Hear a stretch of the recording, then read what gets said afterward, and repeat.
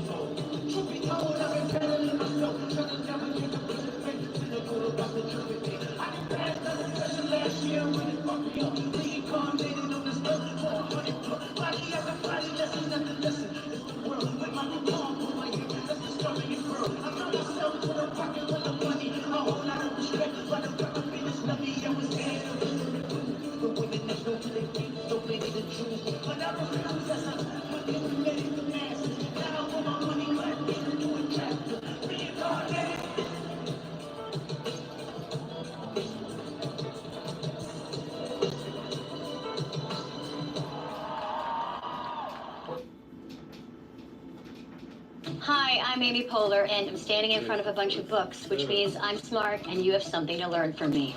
Let's get started. In my class, we're going to discuss how these improv principles affect your real life. It's for people working, in relationships, parents. How do you deal with kind of the everyday humanness of life? Who's next?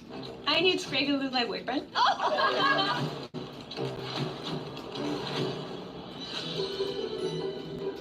Can't be halfway in. When you see someone half commit to something, hell is the hallway, right? You're just kind of stuck, straddling between two worlds. It limits you from connection, experience, and being in the present moment. Don't bail on your partners. So many sketches at SNL bombed, but everybody held onto that bucking bronco until it rode out of town. It is so hard to hang in, but man, people do not forget that. I am a big proponent of doing things before you're ready. You can watch the parade go by and you can say, I'm just gonna wait for the perfect float. But if we are all waiting to be 100% ready, the parade will go by. I'm Amy Poehler, and this is American Idol Masterclass.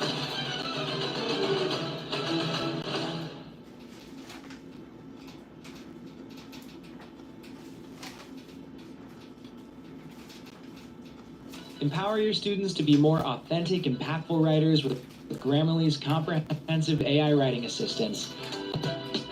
Use it to help students brainstorm ideas faster, document their writing process, check for plagiarism and AI-generated text,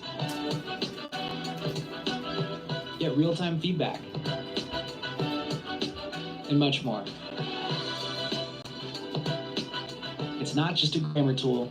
It's a responsible AI writing assistant for the new era of communication.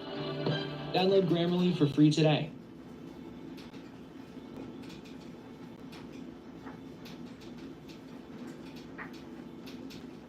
What you're saying basically is take them to attention.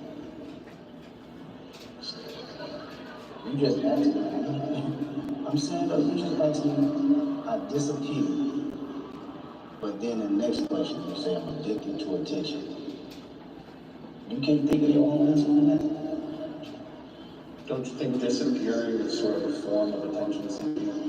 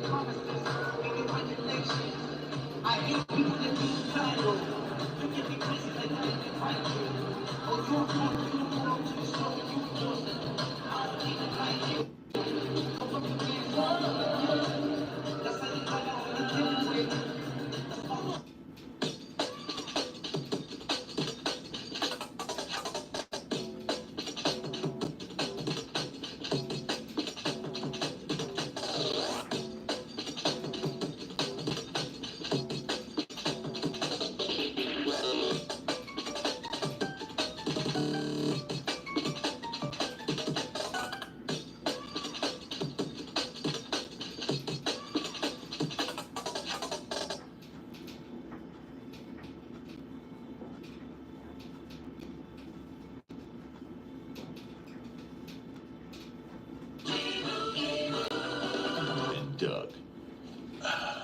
Okay, here's what you want to do. Save hundreds when Liberty Mutual customizes your car insurance. Are you a caddy? No, I'm a Doug, and that's a Limo. Okay, I'm gonna putt now. Okay, I'm gonna watch you putt. Oh! Nice birdie. Yes, he is a very nice bird. Oh no, Limo! The cards! Only pay for what you need. Liberty, liberty, liberty, liberty.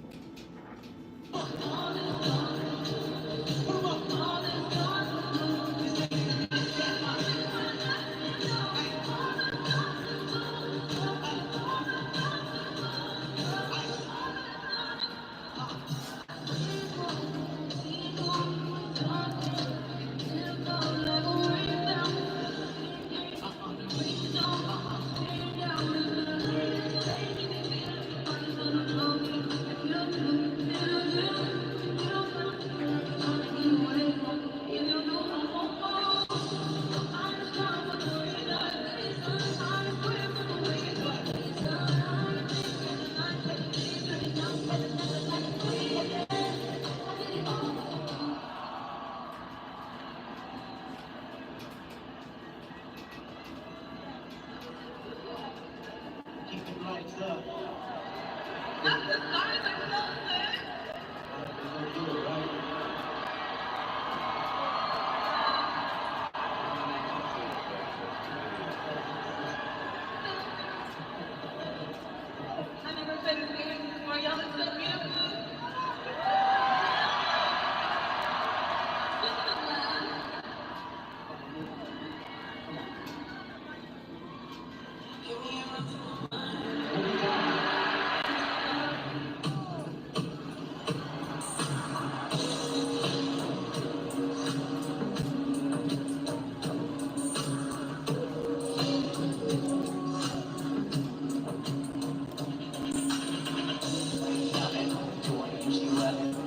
Bitches big, then they start making them comments.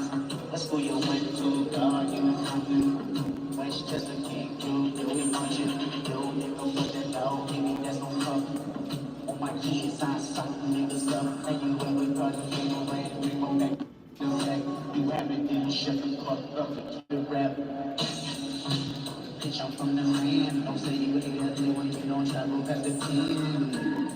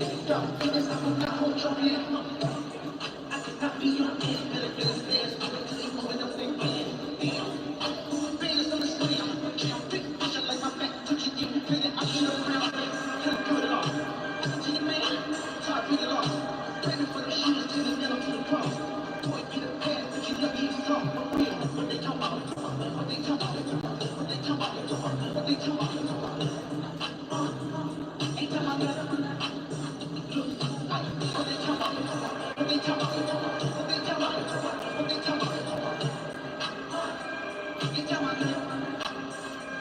I say,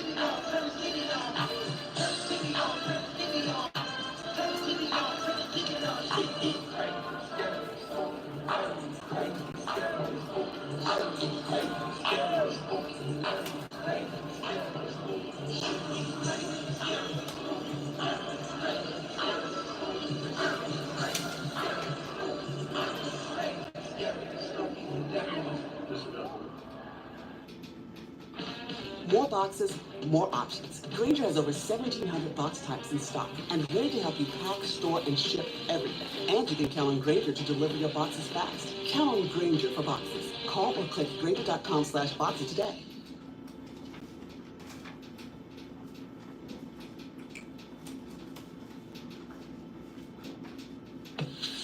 If I could go anywhere using my Marriott Bonvoy points, I'd have to go to Boston. Somewhere to recharge. Somewhere tropical. Or somewhere with snow.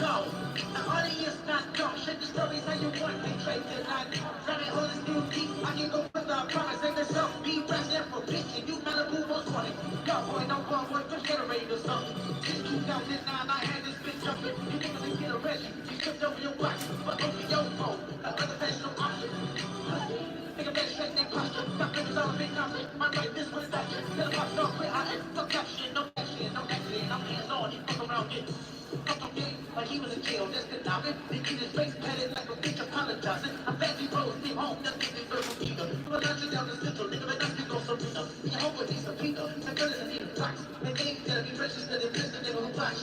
Hey, you know you niggas like a nigga line no watch. All eyes on me and no one's sitting on your block. It's the road, let go, hold on, hold on, young drop. DJ music and I won't pass the eye. I don't really snatch, you already got a stop. 1, 2, 3, 4, 5. Devil is a lie, he's 69 God. Yeah, nigga, get this lady out the side.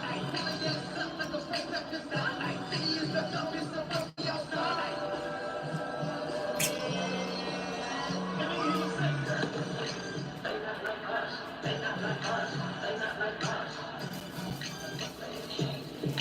Double down, ladies, and let them put the back with the road to train. Baby boy, second, let me put your whole name. Instead of the town, focus, they gon' put your fast forward. 2024, you never say the differ. You really do it now, when you need a check. Honest, let me break it down for you. It's a real nigga challenge. You all you do when you get it wrong. Why you do better than you get your nigga wrong? Why you wanna get the first street cred? Love that you feel like you was time in your head. You could be from Northside, or 2 G's, that he good, but he lied. You really do it better when you need a few dollars, then you gotta not need good, no dollar. But now you gotta get the truth, but I'm not a human guy, let me show you.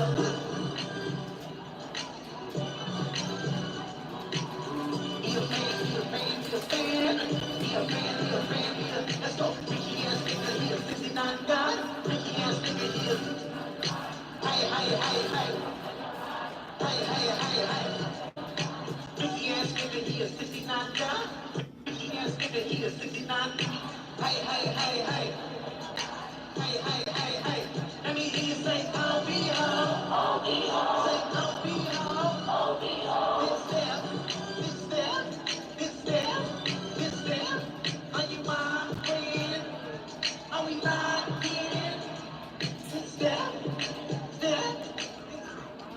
If this world were mine, woman number 7, 8, now you're like 5. This world is mine, I take the drink to make them overtime. This world is mine, I take me in the knees in front of time. She lose up to the high, it'll shake you with that 5.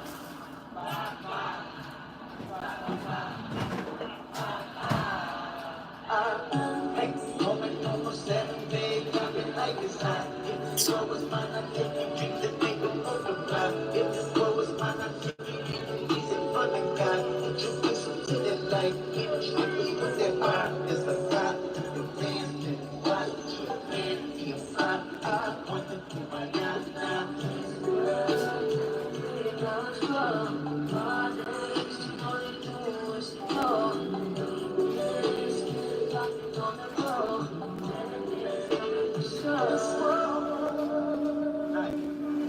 If it was up to me, I wouldn't need nobody.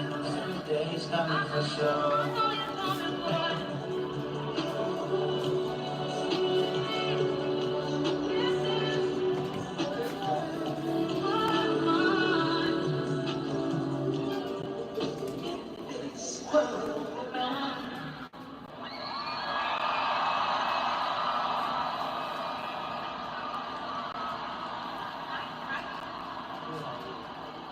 Y'all feeling good still? Incredible energy. This is our first day without a ceiling. That's good, because our energy will come from tomorrow no city anyway. I ain't know what's right now. Fuck that. I love the right. What you look? We rocking? Make some noise for SZA tonight. She's killing this shit. Come on.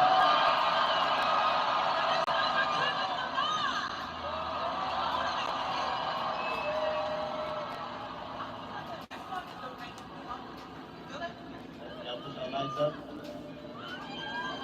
Lights up.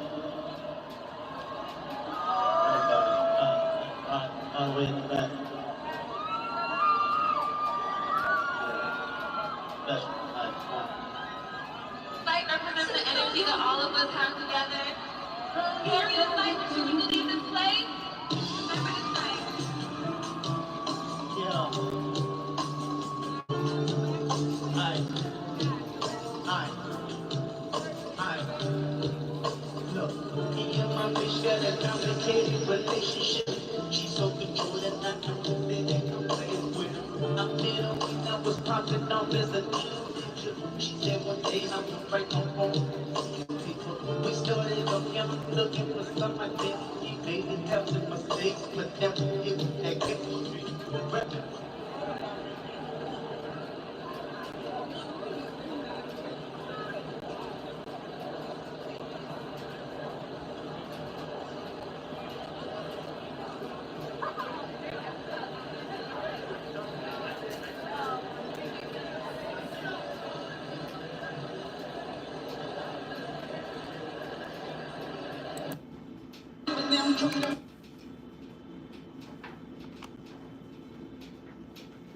Why did Amazon send me $20,000? Because I use Amazon AI. I'm going to show you a way to potentially make money by pairing Amazon with the power of AI without ever selling physical products. And I promise you've never heard about this before. Why is Amazon paying me $63,000?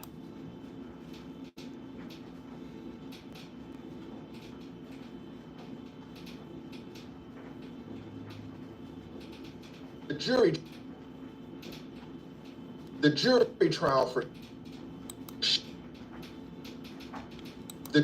jury trial for Sean Puffy Combs has started, and things are not looking good. Has pleaded not guilty to multiple charges, including sex trafficking, and has denied all civil allegations against him. Now, sources say Combs' ex-girlfriend, Cassie Ventura, will be a central witness during the trial. Now, sources also tell CNN other witnesses expected to testify include his former sexual partners, a business associate, and a male sex worker. Now, as background, we know that Diddy is facing some very serious federal charges, including racketeering, transporting individuals for prostitution, sex trafficking, and also running a criminal enterprise. The stakes could not be higher. He's facing anywhere from 15 years to life in prison. And even though Diddy was one of the richest and most powerful people in the country, his destiny now lies in the hands of strangers. So this is where the gamesmanship comes in, Stephen. I'll never forget something that when I was a young prosecutor, a veteran defense lawyer who'd been practicing 40, 50 years said to me something like, jury selection isn't just a big deal, it's the whole ballgame. I mean, these are the people who decide the case. Now, let's think about this from the defense side. Like you said, you're Sean Combs, you're Sean Combs' lawyer. What are you worried about here?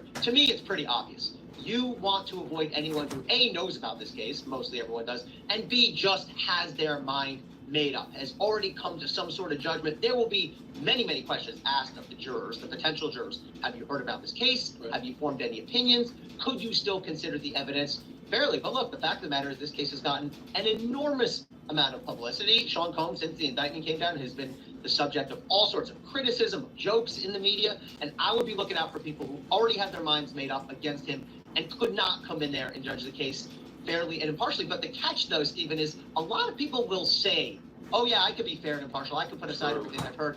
But this is where your gut instinct comes in as a lawyer. I tried a case against John Gotti Jr., right? Everyone had heard of the guy. Okay. A lot of jurors said, oh, I could be fair. But then it gets into that gut. Like, do I believe him? Am I sensing something weird that I don't think this person could be impartial? So defense is looking for people who've already convicted the guy. That attorney is absolutely right. The prosecution and the defense are now at the stage of trial that's called voir dire. They're picking the jury. Decades ago, a lot of old country lawyers would just tell the judge, give me the first 12 and put them in the box. But that is not how juries are selected today. People spend a lot of money nowadays on consultants, on investigators, trying to figure out who would be the best fit for our case, who would be the best juries for our side. The whole name of the game is to eliminate the jurors that you don't want on your case and to keep the ones that you feel might be beneficial. Some potential jurors have already been dismissed. There was a woman who was a survivor of an assault, and she said she didn't think she could be fair to Puffy considering her past. Another juror said that Puffy had so much money that he could just buy his way out of any situation. He was released from the jury pool. A third juror was released when he said that he worked for HBO, who has put together a documentary on Puffy's legal situation. It is critical that Puffy picks the correct jurors if he wants to win his case. Now, it's interesting that Puffy himself wants to go to trial. Him turning down a plea deal for a lesser charge, is that something to be expected? Should that be considered a surprise? What do you make of that? You know, it's an interesting little bit of last-minute gamesmanship here. It's not that uncommon for prosecutors to make an offer on the eve of trial. Now, the big question is, what were they offering, right? It's one thing if they were offering him 12 years. It's another thing if they were offering him 3 years or something like that. The fact that he said no, you know, I guess it depends again on what the offer is. But he's dug in. Look, he appears to believe he's got a shot at winning this trial. Otherwise, he would have taken that plea. Because the downside here, if he loses this trial, Stephen, he's going to get 15 years minimum. And as you said before, up to life. So Sean Combs and his lawyer must have sat down and said, look, there's a chance to get out of this for less, but they're comfortable rolling the dice. Those are very high consequence dice to roll, though. That's exactly right. Puffy has turned down the plea deal that the prosecution offered him. Now, we don't know the terms of the deal, and maybe if Puffy was 23, 25 years old, he would have taken it. But at Puffy's age now, any type of 15-year deal, 20-year deal, I mean, that could represent life for him. So Puffy is going to put his fate in the hands of the jury. Now, they have brought in about 100 potential jurors. They're going to whittle that down to about 45. Then they're going to whittle it down again to about 12 who are going to be the jurors who listen to the case and decide his fate. They're also going to select about 6 alternate jurors just in case something happens to one of the first 12. If you were Puffy's attorney, what type of juror would you want for this case? Having practiced over 20 years, I will tell you what I'm looking for. And it sounds bad, but this is how juries are selected. First of all, I want a man. I don't want any women on this jury. Now, 1 or 2 are going to slip by, but I'm going to fight to try to keep women off this jury just based on the allegations alone. Second, I'm going to want somebody relatively younger, maybe in the 30s to 45, someone who can kind of either relate to Puffy or relate to the culture. And then third, and this is where it gets tricky, I want black people on this jury. Now, black people are not a monolith. All black people are not the same. But if you choose younger black men, you will have a higher probability that they can relate, they can maybe sympathize to the culture in which Puffy was living. The last thing that I want is a 75-year-old great-grandmother who's white who's going to hear the term freak off and clutch her pearls. Great-grandma is going to have to sit through a lot of bad evidence, a lot of bad testimony, and I need someone who can listen to all that and not flip out on me. But Cassie Ventura, Diddy's former girlfriend, is choosing to testify under her own name. What is the significance of that, I guess from a prosecutorial standpoint, but also just in general? What is the significance of that? She's ready to have her day in court. Yeah. She's ready to let everybody know, not just Diddy, but to let the world know what happened to her. When you are uncloaking that veil and when you are actually presenting your true self in front of jurors, in front of the world, it means that you mean business. And that's great for the prosecution. When you have a victim, when you have a survivor that's decided, I'm actually going to come out here and I'm going to tell you my name because I'm ready for whatever the defense is going to show. Yes, that's right. Great-grandma is going to have to listen to Cassie tell her story. She is the #1 victim, the #1 witness, the star witness, and she's ready to get on the stand and tell it all. Now, we all saw this footage. You know, Puffy paid Cassie tens of millions of dollars for her not to get on the stand and testify in the civil trial. He wanted to keep her lips sealed forever. And now, after paying her all of that money, after reaching a settlement, she still gets the chance to tell her story about what happened to her, not only in this incident, but is what has happened to her over the last 10 years of their relationship. Things were horrible, apparently, and she is going to tell it all. Puffy is going to be in some serious, serious trouble. Of course, Puffy has a very good idea of what she's going to say, one of the reasons why he came out with this video. It's so difficult to reflect on the darkest times in your life. Sometimes you got to do that. I was up. Yeah, you were. I mean, I hit rock bottom. I make no excuses. My behavior on that video is inexcusable. I take full responsibility for my actions in that video. And the judge has already said that they are allowing that video in his trial. So when he says he takes full responsibility, the jury's going to hear that. The jury's going to say, okay, well, let's give you some responsibility. I'm disgusted. I was disgusted then when I did it. I'm disgusted now. I went and I sought out professional help. I had to go into therapy. Oh, here we go. Go to rehab. Had to ask God for his mercy and yeah, I love when they put God in it. Grace.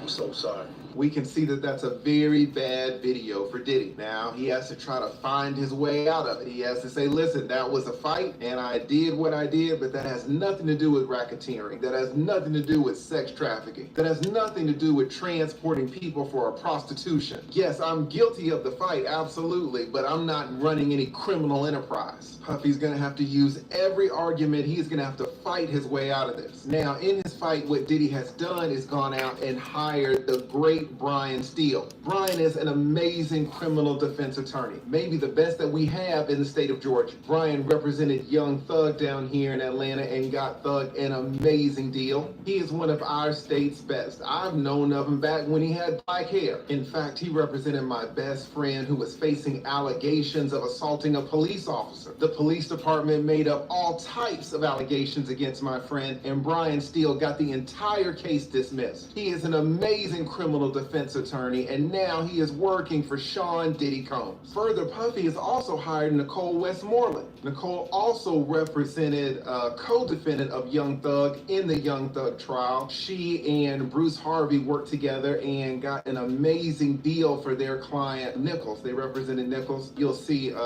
Bruce Harvey in a second. Bruce Harvey is actually the Brian Steele of that generation. But Nicole Westmoreland, an amazing attorney. Puffy has just hired her, and I know she's going to do an amazing job. He is kind of raiding the Atlanta criminal defense bar. Now, here's Bruce Harvey, who's an amazing criminal defense attorney, and you can see how small Nicole is in stature by comparing her size to Bruce's. Now, this is interesting because Nicole is actually a survivor of sexual assault herself. We can see here it says that Nicole, who joined Diddy's team, was violated in 2001 when she was only 19 years old. She was working with a firm that specialized getting suspended driver's licenses established again. According to Nicole, the VP of a record label, Brian Williams, you know who that is, Birdman, and another man called Stone called her to a recording studio to make a pitch. On one of the nights she attended the studio with 3 of her friends. There was a party going on in the studio. 2 of the men in attendance, and Alfred Cleveland, a friend of Ronald Williams, who was Brian's brother. Nicole said that while they were at the party, she wanted to use the restroom. Cleveland then offered to show her where it was, and instead of leaving her alone, he forced her inside the room and allegedly raped her. Now, unlike a lot of victims, Nicole went straight to the police. Cleveland was arrested and later pleaded guilty to the charges of rape and aggravated assault. I know for a fact Nicole is going to be an amazing addition to Diddy's team. She is a renowned criminal defense attorney here in the state of Georgia. Stay here for the latest updates as we cover this insane trial. Jeez. Oh, I'm a savage. Whatever I want, I'm going to get. Whatever I want, I have to get. You don't have to answer that question. I'll answer the question. You want answers? I think I'm entitled. You want answers? I want the truth.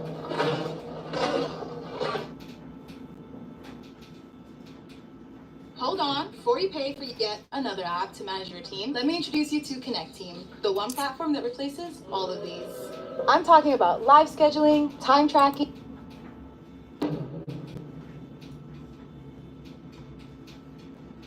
Biggie, man, the night he got killed, man, before we get into that, my man, take me through that weekend and everything leading up to that incident, because, you know, Biggie, he got killed on a Sunday after he left the vibe party. But, you know, I want you to paint the picture for us, man, and just take us through everything that happened that weekend, because that Saturday, the day prior to Biggie getting killed, y'all actually went to a basketball game. I think Snoop, Dogg Pound, and Mace attended that game.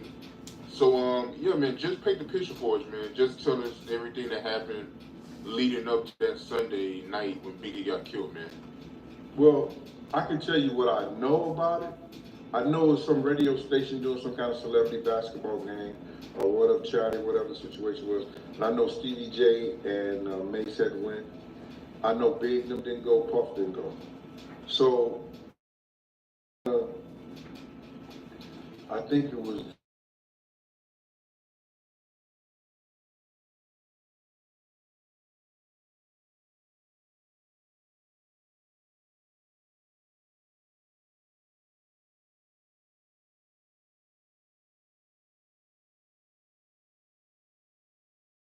like the whole the hotel is, they have parties on the roof and all that shit like that. So Stevie J and one of Stevie J friends and Mace come up in a white drop top Benz, right? And I says to Mace, I said, man, you supposed to be from Harlem? I said, you driving around here in a drop top Benz, don't you know these motherfuckers will bust you down your butt? He said, you was around there, they just wanted Big and Puff. I was like, yeah? I said, did you tell Big them? Did you tell Puff them? You know, so I know him and Puff had a conversation about the game and everything, what happened and all like that. But I don't know if him and Big had the conversation. Because Mace knew that Big was leaving, and Mace knew that Big didn't like him, because every time Mace be around, you know, it's funny that Big would say little slick shit out of his mouth like, this nigga went from murder Mace to just Mace. He was murder Mace, and now he's just, he was murder Mace, and now he's just Mace. You understand? So that shit was funny right there to me. And he used to always just go at this kid, you know what I'm saying? But he was like that with a lot of Puff artists. You know what I'm saying? If you wasn't from Brooklyn and you represent Junior Mafia, he was a little funny with you. You know what I mean? So Mace, whether he told Big or not, he didn't come to that party, and he wasn't going to that party. And still today, Mace will tell you that the reason he didn't go to the party is because I was in the room with Brandy. But when he had a conversation with me that same night, when Big got killed, he calls me and said, yo, Gene, Brandy was calling me, telling me to come out the room so we could go to the party. So if she was in your room, why was she calling you, telling you, come, let's go to the party? See, people forget what they say and how they say it. So now, a day or two go by. You know, we go to the movies. Puff is chilling with Sally Richardson, another one of Pac's girls, allegedly. So he leaves to go to Andre Harrell's house. Say, Gene, I got the day off. I said, cool. So I'm thinking I got the day off, that we ain't going to the party, but it's the day off. You know what I'm saying? Because he was chilling with Kim. So he had to, earlier that day, he told me to go get Kim stuff from Gucci. So I went over to Gucci and got Kim whatever she had ordered or whatever like that, brought it to him or whatever. So now, I'm chilling at the hotel. I'm chilling at the Beverly Hills Hotel and everything, just chilling. I get a phone call and say, yo, we going to the party. I say, we going to the party? Yeah, we're going to the party. So then limousine picked me up. I come in the house. So I come through the front. I don't come through the back. I come through the front, Paul right there. I say, Paul, I gotta talk to Puff. He said, what's up? I said, them niggas are coming to kill us tonight. You understand? Now, I done had a conversation with D-Rock. You understand? I had a conversation with Kirk Burroughs, head of security. I had a conversation with Paul. You understand? About this. He said, so you gonna tell Puff? I said, yeah, I'm gonna tell Puff. So Puff come, I call Puff. He said, yeah, Gene, he's at the top of the steps. And I said, yo, Puff, I got some intel. Hey, what? I said, yo, some dudes gonna come and kill us tonight. They come to this party, they come to get us tonight. He says to me, Gene, I don't wanna hear that shit. If you don't wanna go, you ain't gotta go. Now, as far as I know, there's only 3 guns in the room. There's only 3 guns in the room. And all 3 of them are owned by me. Do you understand what I'm saying? Paul don't have one, D-Rock don't have one. None of those 11, 12 guys that was with us don't have no guns. So, when he said that to me, I'm feeling like shit. I go in the next room, it's a bunch of cats in there. There's Southside Crip named D-Mac, some few other guys, Chuck Bono, some of the people from the street team. Say about 6 or 7 guys all together. And it's this long wooden table and a telephone. So I calls the block, right? When I call the block, Sean picks up the phone. I said, yo, Slick there? And he said, yeah, he in the game room. I guess I could hear one of my friends named Shay. And she said, Sean, who that on the phone? Who that phone for? He said, Gene for Slick. So she came to the phone, right? And so I started talking to her. This is before Big got killed. So then next, Slick came to the phone, my man. So it's my god brother. I'm like this, yo, I got some information, bro, Not only shit Unique told me, he called from the Fed joint. Chaz told me there's gonna go down, some shit gonna go down tonight, bro. There's gonna be some, maybe it ain't gonna be no, what he said? He said, it ain't gonna be no industry niggas. You know what I'm saying? That's what he said. This ain't gonna be no industry shit. There's some shit gonna go down right there. So then I talked to my man who was with Jodeci. And Jodeci wasn't coming to the party. You understand? And he said, man, y'all shouldn't go to the party either. He wouldn't elaborate or get into it, but you could tell from the conversation that wasn't a bad thing. That wasn't a good thing for us to do. So now, something just came over me, and I just started beating the table after I hung up the phone. And D-Max said, what's wrong with you? I said, man, these niggas come to kill it. Y'all niggas laughing and joking like it's a fucking joke or something like that. Y'all playing like it's a joke. These niggas gonna finna come at us today. He talking about, we lock and load together. We lock and load together. I said, I don't see none of you niggas locking. I don't see none of you niggas loading nothing. Got up from the table, walked outside. Guess who outside? The Notorious Big, D-Rock, Lil C's. So this is the first time I seen Lil C's all week.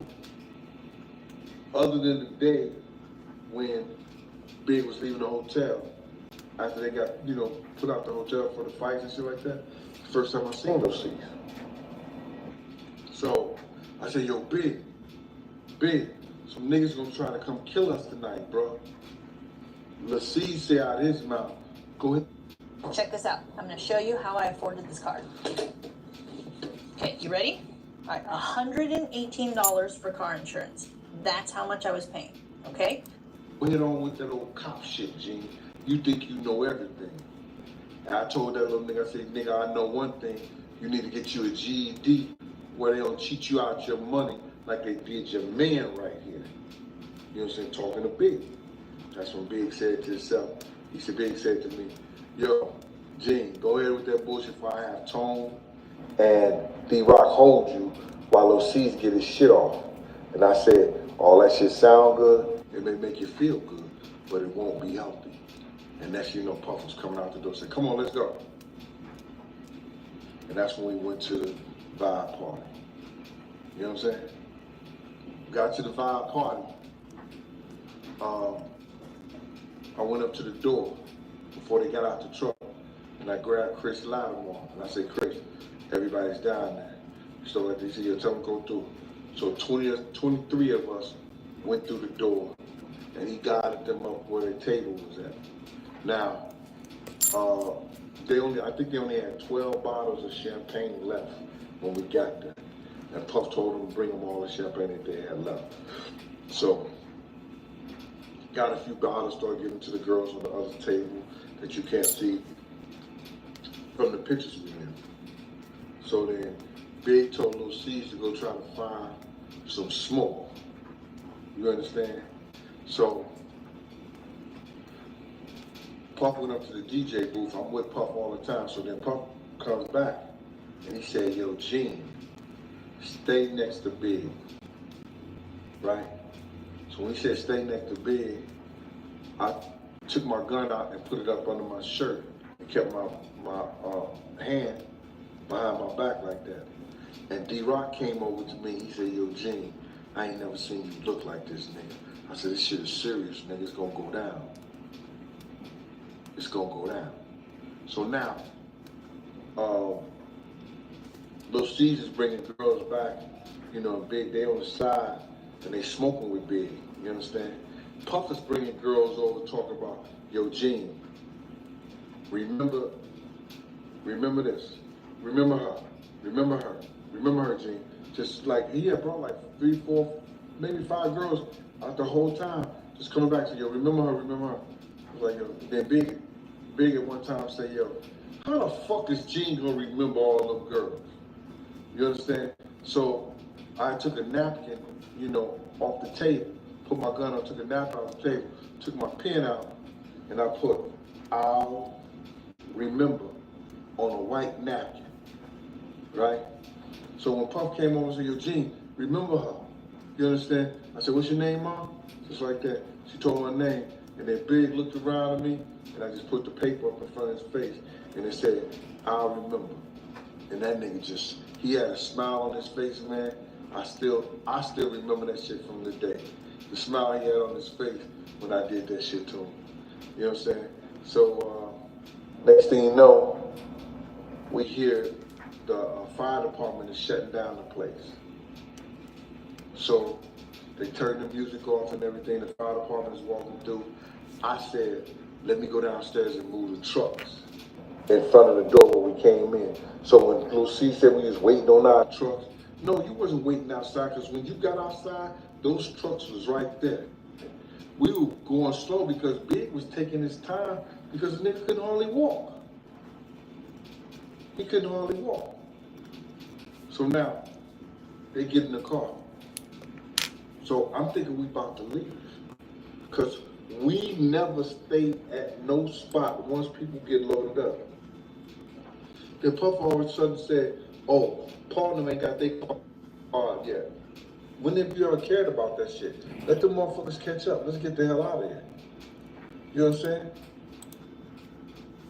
Yeah, 0 bachelor's in 2.5. I feel like that means opportunity. Accelerated programs in technology, nursing, and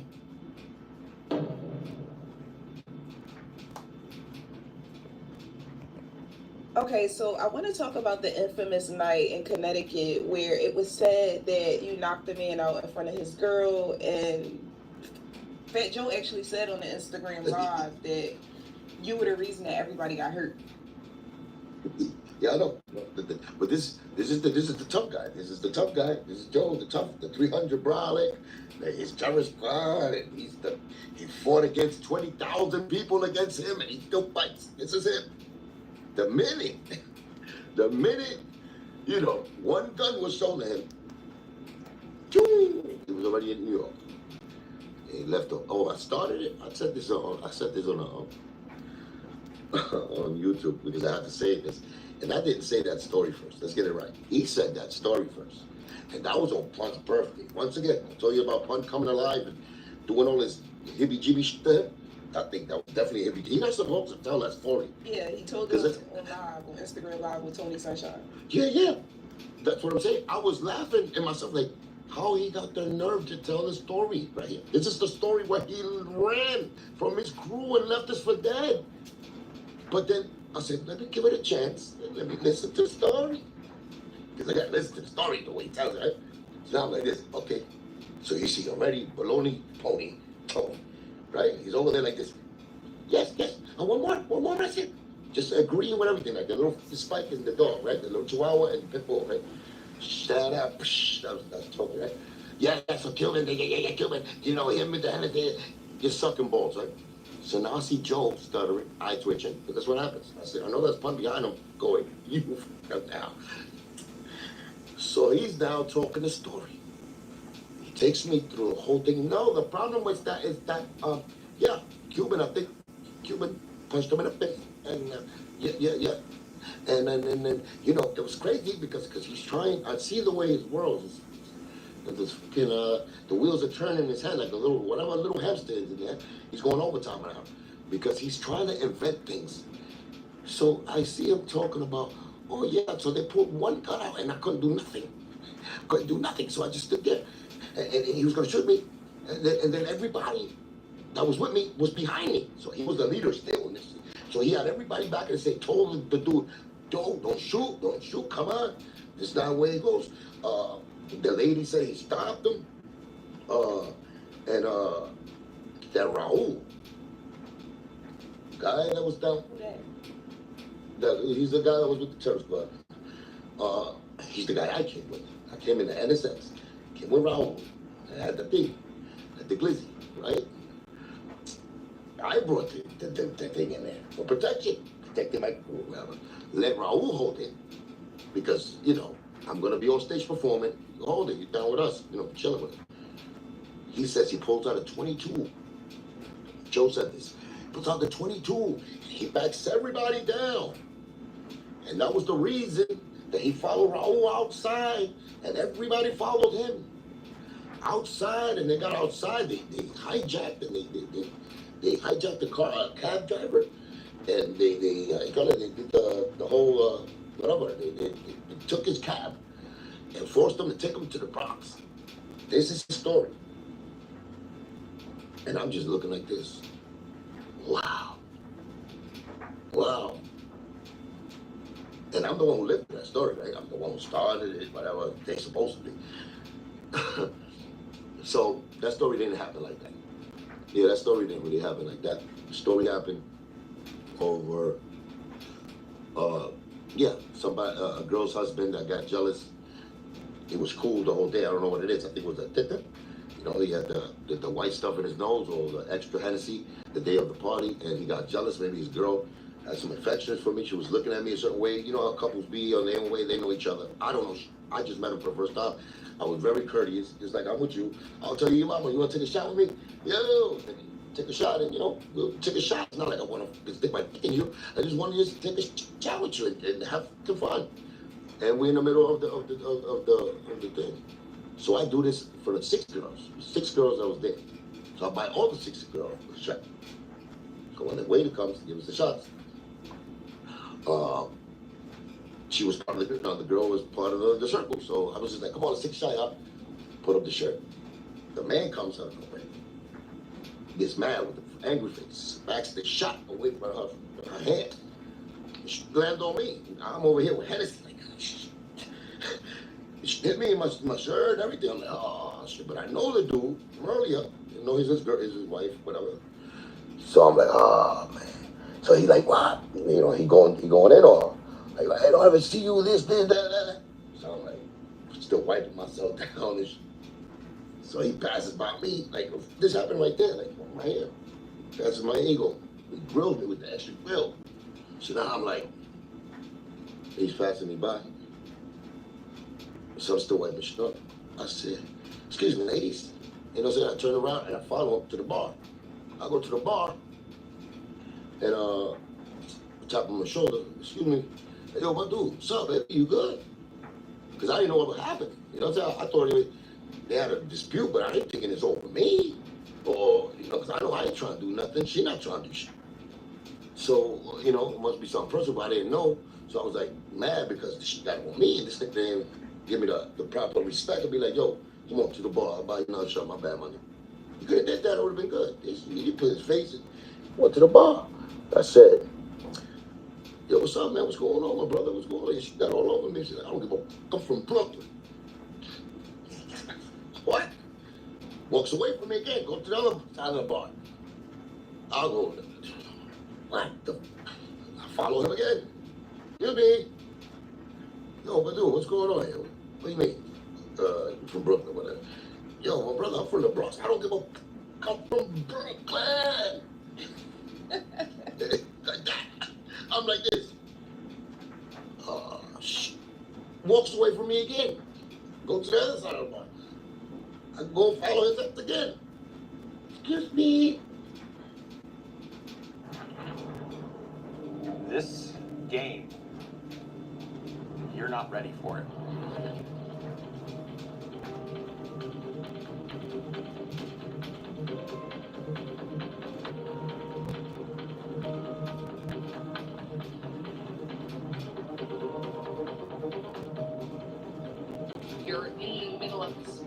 beautiful sci-fi environment.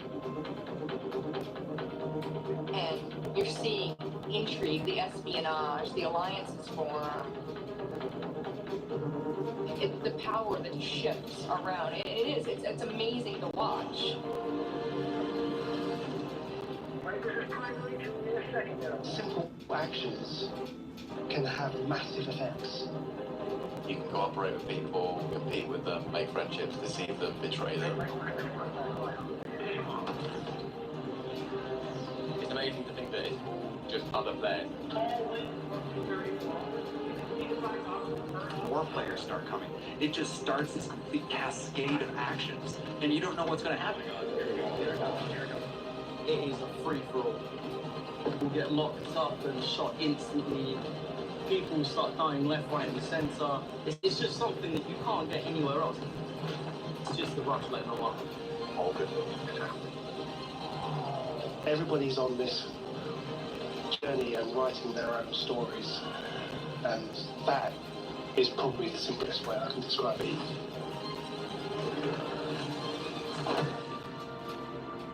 Things continue to change and evolve. It's awesome. I love it. Part of the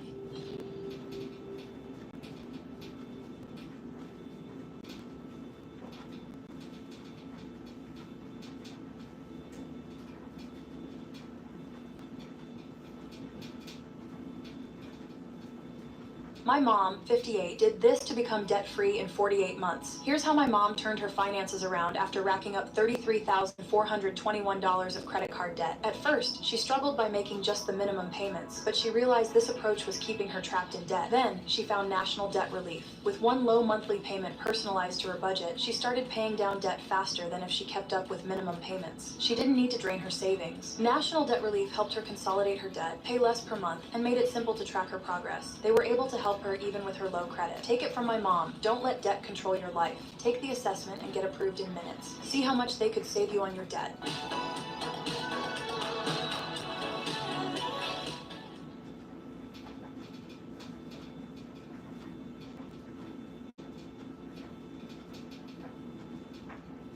Hello? My brother. Yo, listen to me. I'm from the Bronx. We get down like Brooklyn. What's going on here? I don't give a I'm from. Oh yeah, you from Brooklyn? Hold that. Right there. Pow. Mouth went everywhere. Crawling on the floor now. And I set it off. I give him time. Give him time. I was baiting him anyway. But you knocked him out in front of his girl? Nah, his girl wasn't there. It was about a bar. Remember, I left this girl up there with the round table. Oh, she must have felt it, because I know that she didn't have to see it. Everybody felt it in there. When I heard him, it went down his mouth, like, all the way to Brooklyn. Like, this ain't Brooklyn. Come back out. And then he was crawling on the floor and talking. Yo, you want to be mad? Like a psycho, you know? Because it was just, like, unbelievable how he put me. That he made me do this in my mind.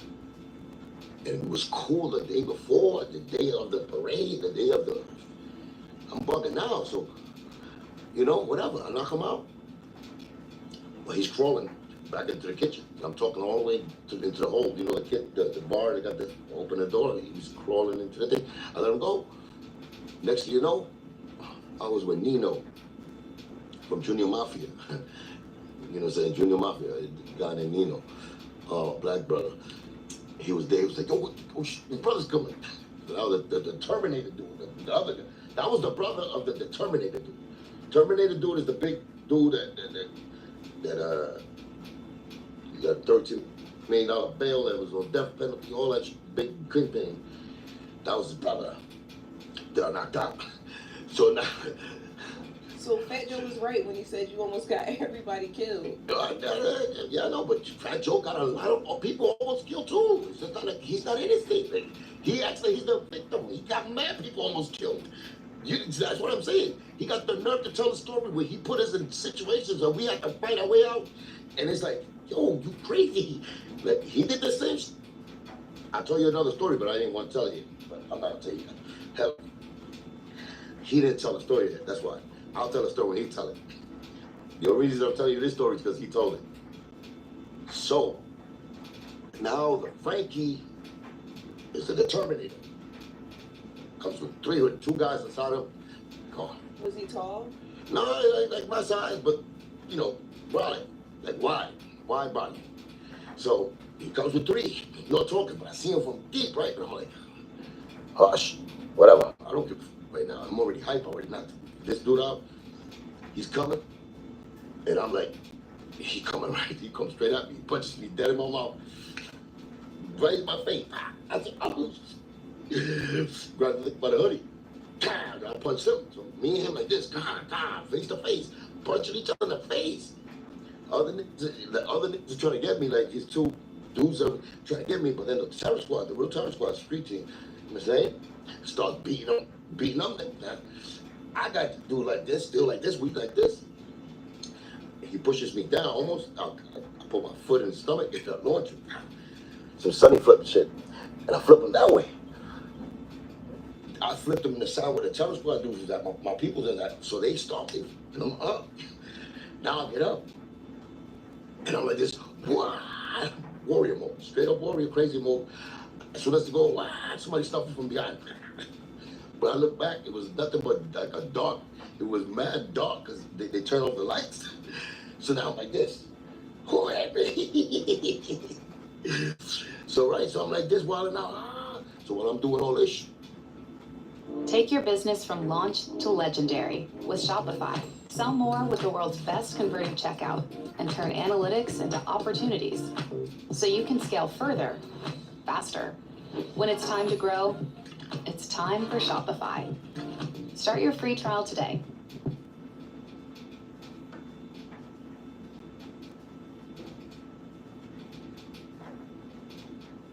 I love my man. Talk about our plans for the future. He's the love of my life. Love is a journey I can't even think straight. that takes I want to have children with him and everything. time. Part of his journey is he's on parole for the next 5 years. I'm free. Fresh out of prison. So sexy. What do you go to jail for? How much am I gonna have to worry about the other females? Do you have handcuffs by chance? Love after lockup.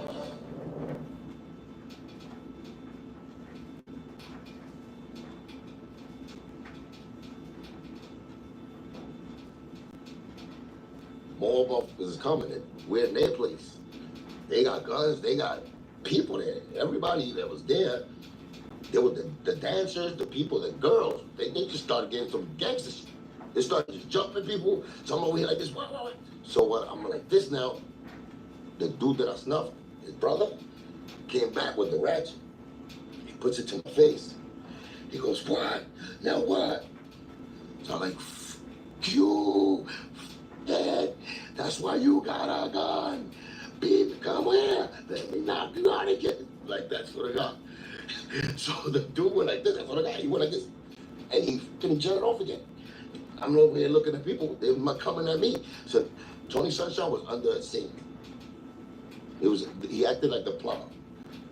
He was just in the bathroom and he went inside the sink. Nobody seen him. He was in there, in the closet. You know where the sink comes? You know where the sink? They got a little closet. And like that, you put the toilet paper. He was in there talking about, hey mama. That's what he was doing. For real. So he was that chicken that he was in there. So for him to be there next to Joe, hanging him up, yeah, that's what we did. That's what we did. He's lying. You understand? So you got to see how I look, how I view of these guys that was in a situation that I was there, that it was my situation, that are speaking this way about this situation. You got to see how I look at them. Like, if you're any type of person, put your feet in my shoes. And if that's not the way they're saying it, it's like the opposite, and they trying to make themselves look good. And I know the truth, and I'm over here like, wow. These guys are busier than I thought. They can't even keep the truth in the situation that they even started the story. They know I'm alive. They know how the story was. I told them the story. So why would they lie like that? Why would Joe say that everybody followed him out there? When Joe was the only one who got taken out of that club from the back door and ran and left the whole crew there. So Tony Sunshine was there. He didn't leave with Joe. He was there under the sink. So how the did you go to vouch for Joe that Joe left with everybody? Like he was he got beat down with everybody. No, Joe is the only one that didn't get beat up. He's the one who left through the rear view, through the rear exit, and Raul used my thing to escort him out because I brought that. So the nigga left, the nigga will stay this night, really inside.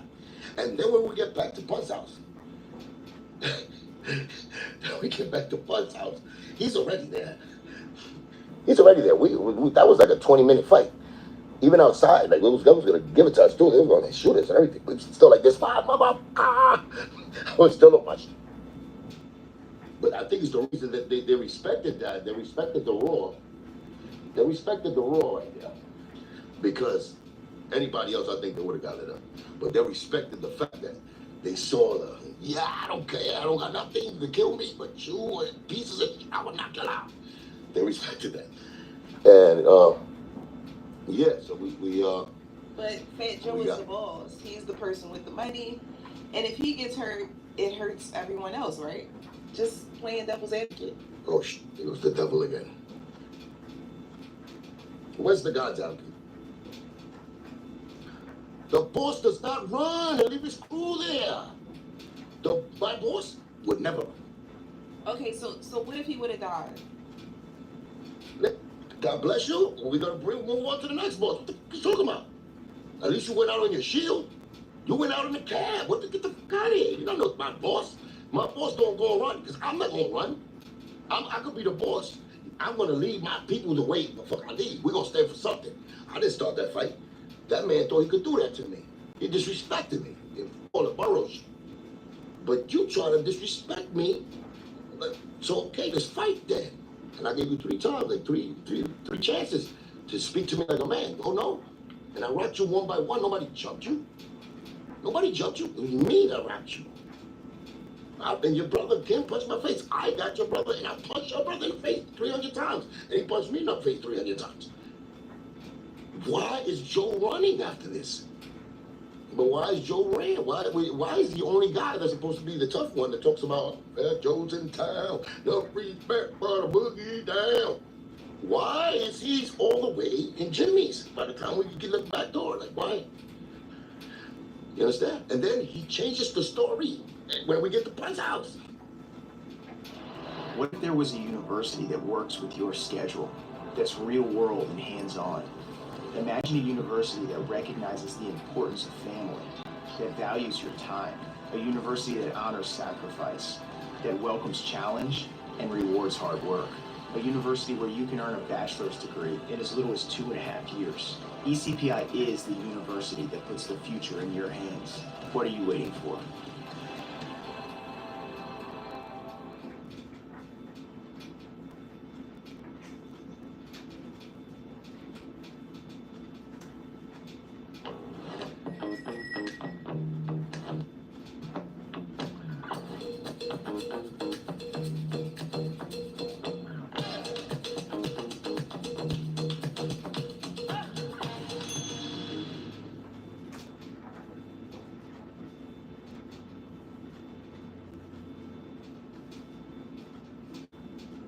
He tries to say that it's my fault. It's my fault. I did that.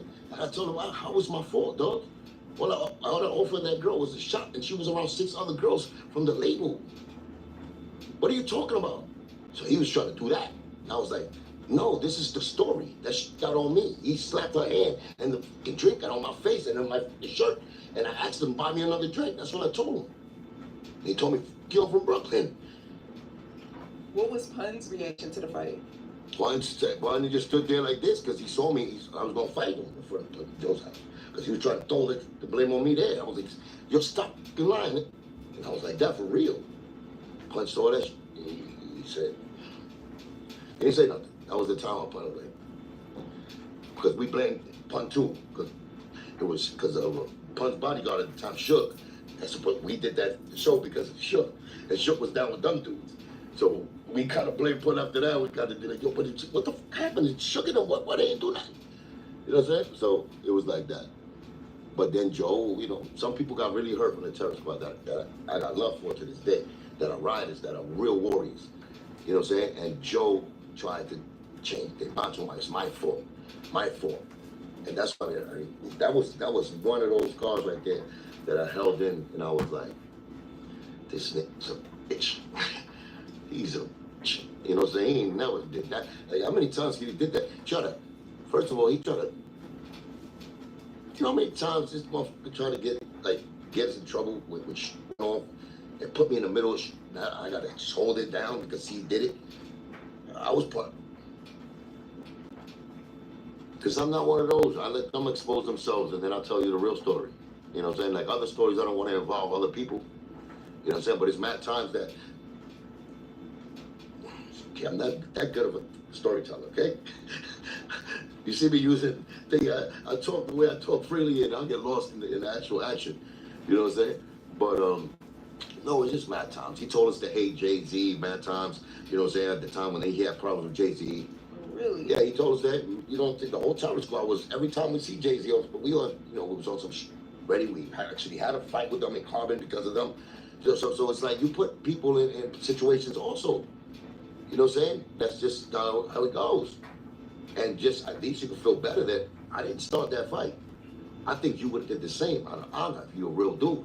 You would have acted the same way. And that's it. Hold it down. You know what I'm saying? We took a loss, yeah, because they had 100 guns and everything. They did. But some of us stood there without crew and bled and through blood, sweat, and tears right there and held it down, made sure our crew left with us, while others took a cab and was talking about jammies, Copacabana, you know, in the club already, on the other side of town. That's what they did. And they invent stories talking about they hijacked the cab and they did some heroic lies. Why do you have to lie? Didn't you say that? Why do he have to lie? And that's crazy to me. Make your browser fast. Make your browser safe. Make your browser Chrome. Choose Google Chrome for your computer.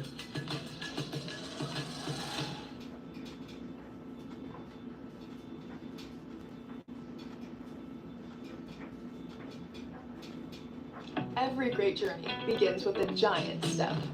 At Richard Bland College, that step can transform your life.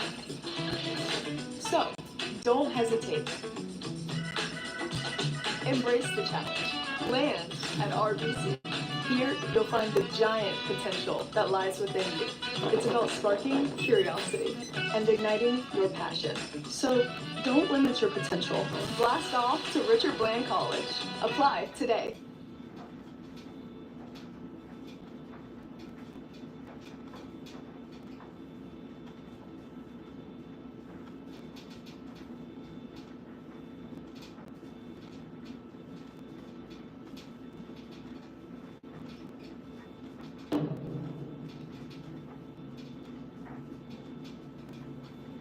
So when did you realize Fat Joe wasn't really feeling you like that? Well, I caught that from the beginning. Pun was the glue. We had an argument the first time we went to a show. We was in Forest Projects. We was gonna go to a show. Pun invited me. He didn't tell me, he didn't tell Joe. So here go Pun, I'm working, I'm in Caldors, right? Working an overnight shift. Stock. So now I'm over there. No, before that. We go to the Forest Projects, we all walking. Joe already in front of his building, 1,000, he got mad people there. The whole Terror Squad on the streets there.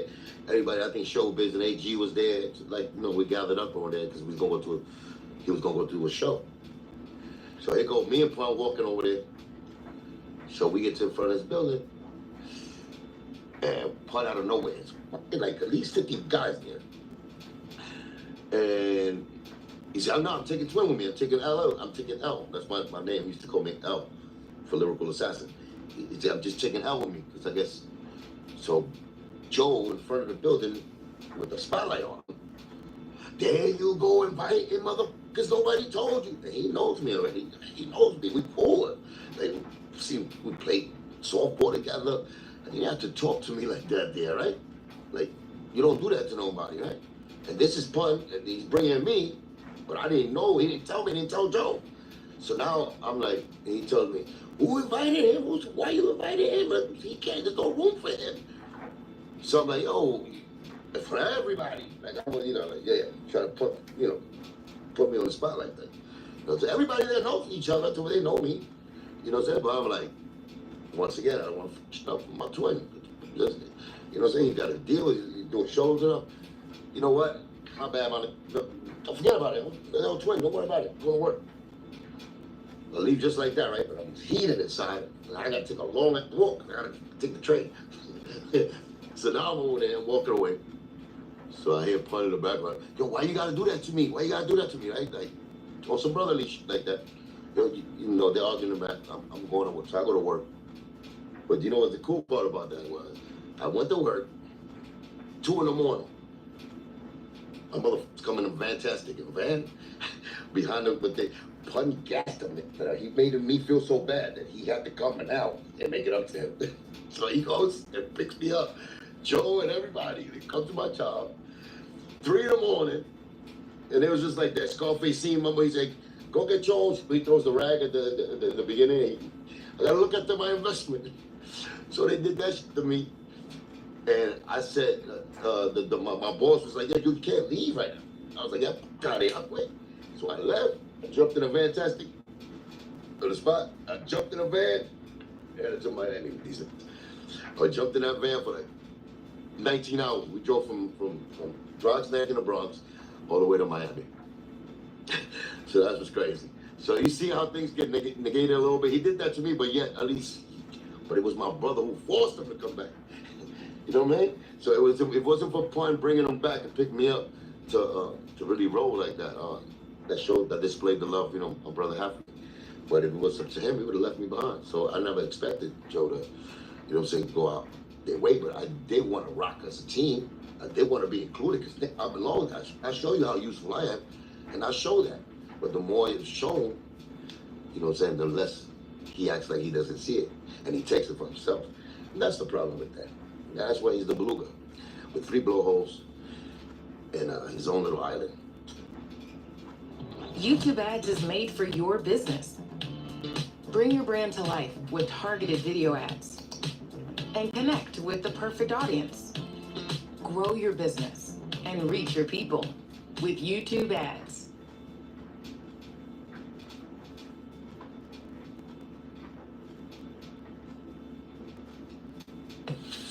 If I could go anywhere using my Marriott Bonvoy points, I'd have to go to Boston. Somewhere to recharge. Somewhere tropical. Or somewhere with snow.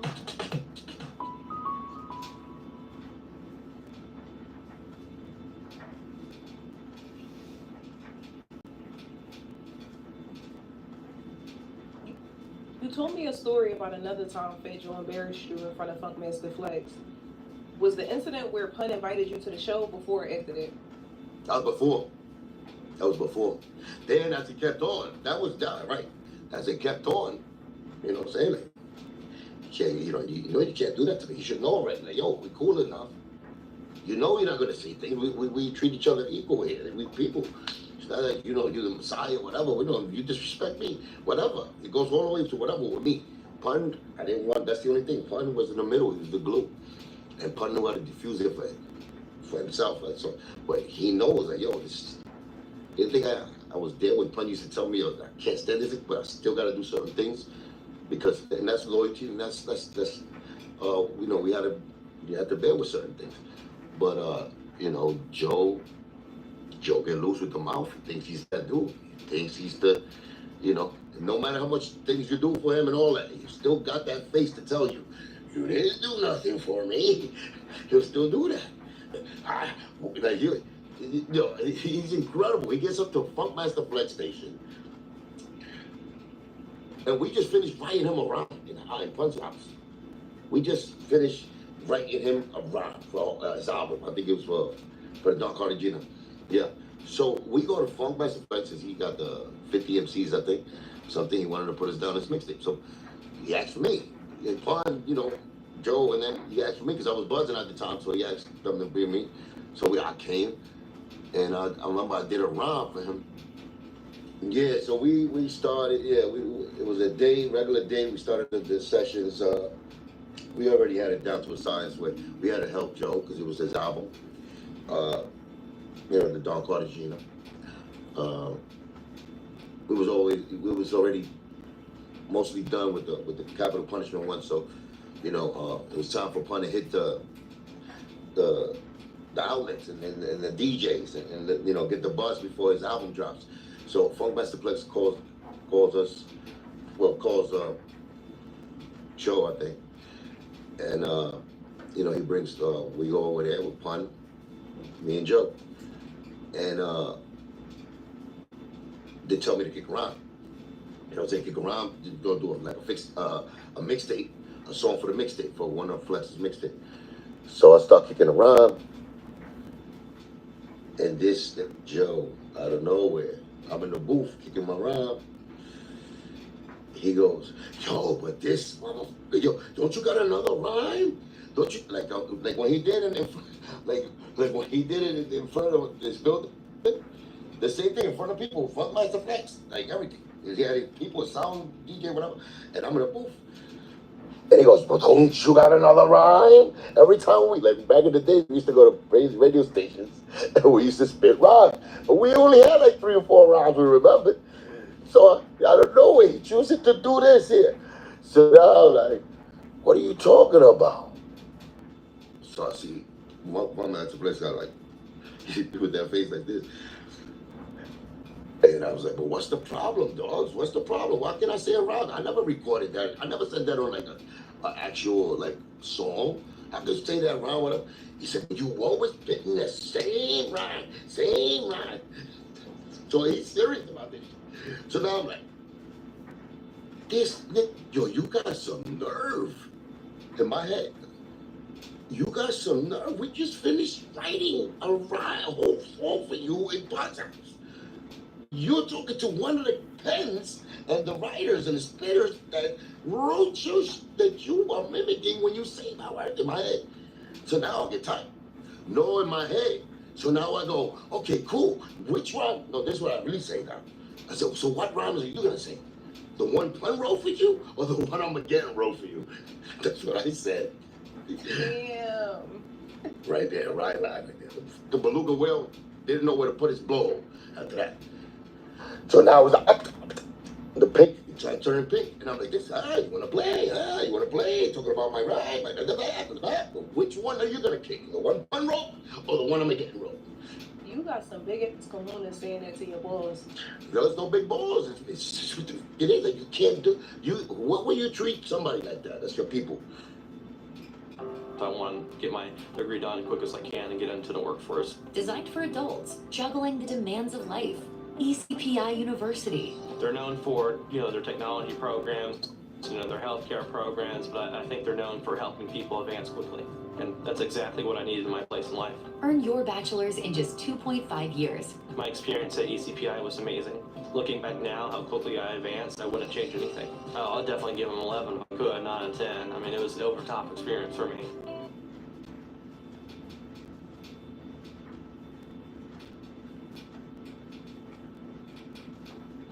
Bridget, you are a brilliant woman. With 2 wonderful children, embrace the chaos. We're going to die! We're not going to die. We're having fun!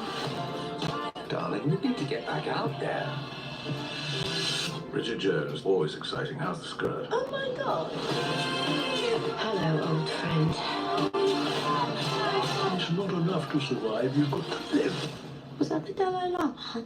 Just Harry Styles, I think. Love you, is that okay?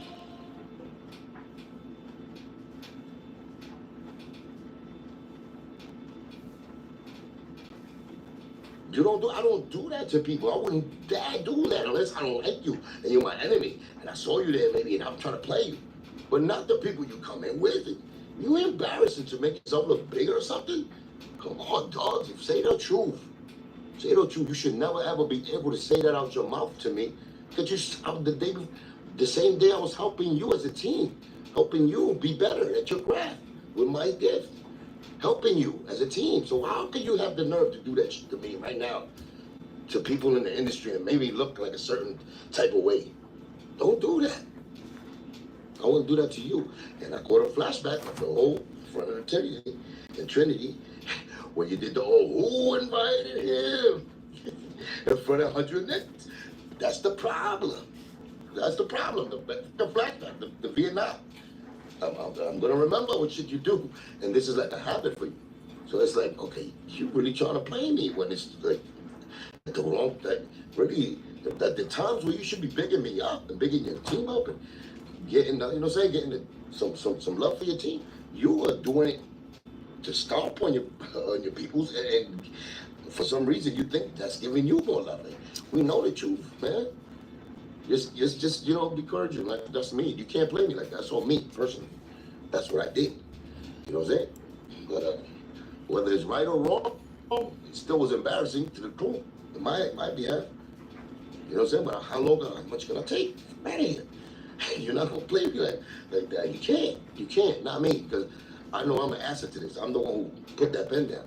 I'm the one who, you know what I'm saying, is building and is getting that love from the people. And that love from my people, I'm reciprocating back to you.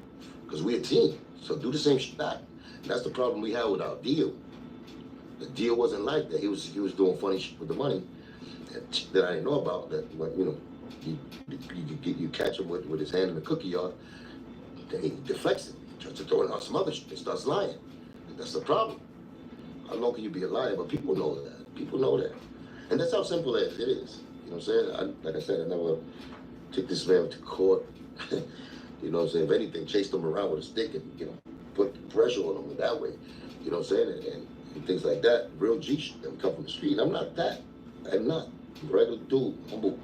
You know, like to see myself as that. Those that share time with me, they know my characters. So me going gangster or something, you deserve it. You deserve it extra. And it's harder. It's harder. We're in front of this camera trying to make motherfucking music, and you're over there acting like you've been John Body, not even John Gotti, because, you know, far from that, but you're trying to make yourself seem that way until, you know, you're trying to scare people, but you're not. And he always had a great group of people around him that helped him, had love for him enough to help him. Street, music, friends, surroundings, family. He was blessed with, he had a great team of people around him that had love for him. That's it. That's it. You like that flex. You like that.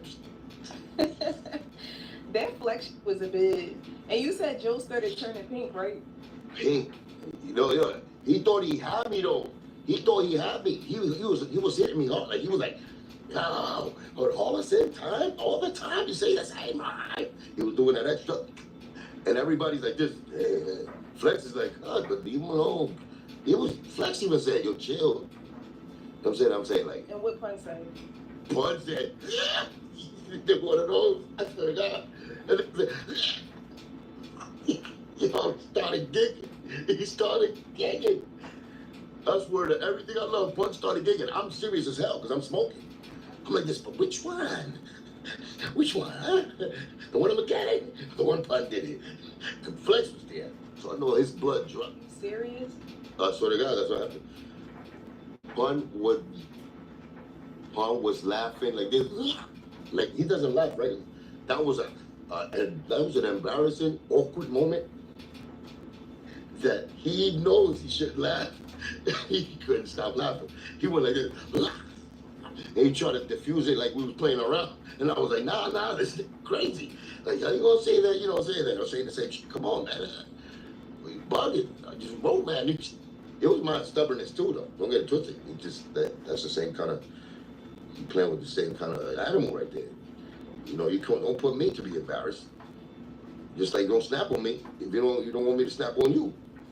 You know, because I can take it as a joke. Oh, you were joking. Okay, let's play it off as a joke. Don't say that I'm whack, that I gotta use one rhyme. I always use one rhyme word. You know, I could have said the one I wrote you like earlier today.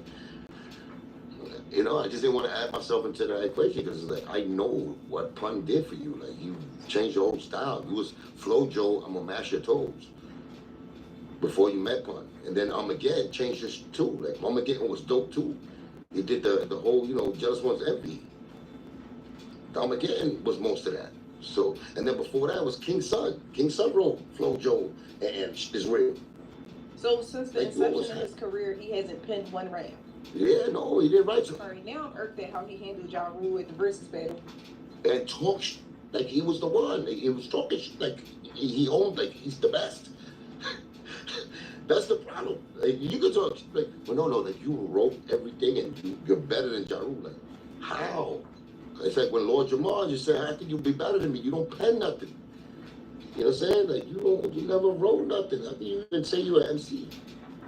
And he could have wrote joints. He could have wrote joints, but he definitely wrote the wackest in his albums. Like if you see the Wackest Prince albums, that definitely was him.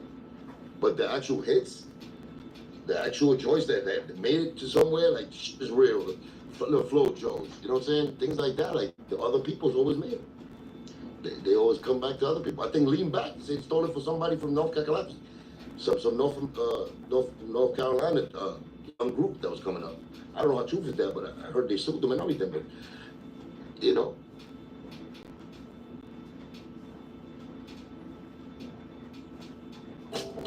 with over 2 billion monthly users, YouTube Ads makes it easy to expand your reach, target the right audience, and turn viewers into customers. Let your business be seen with YouTube Ads.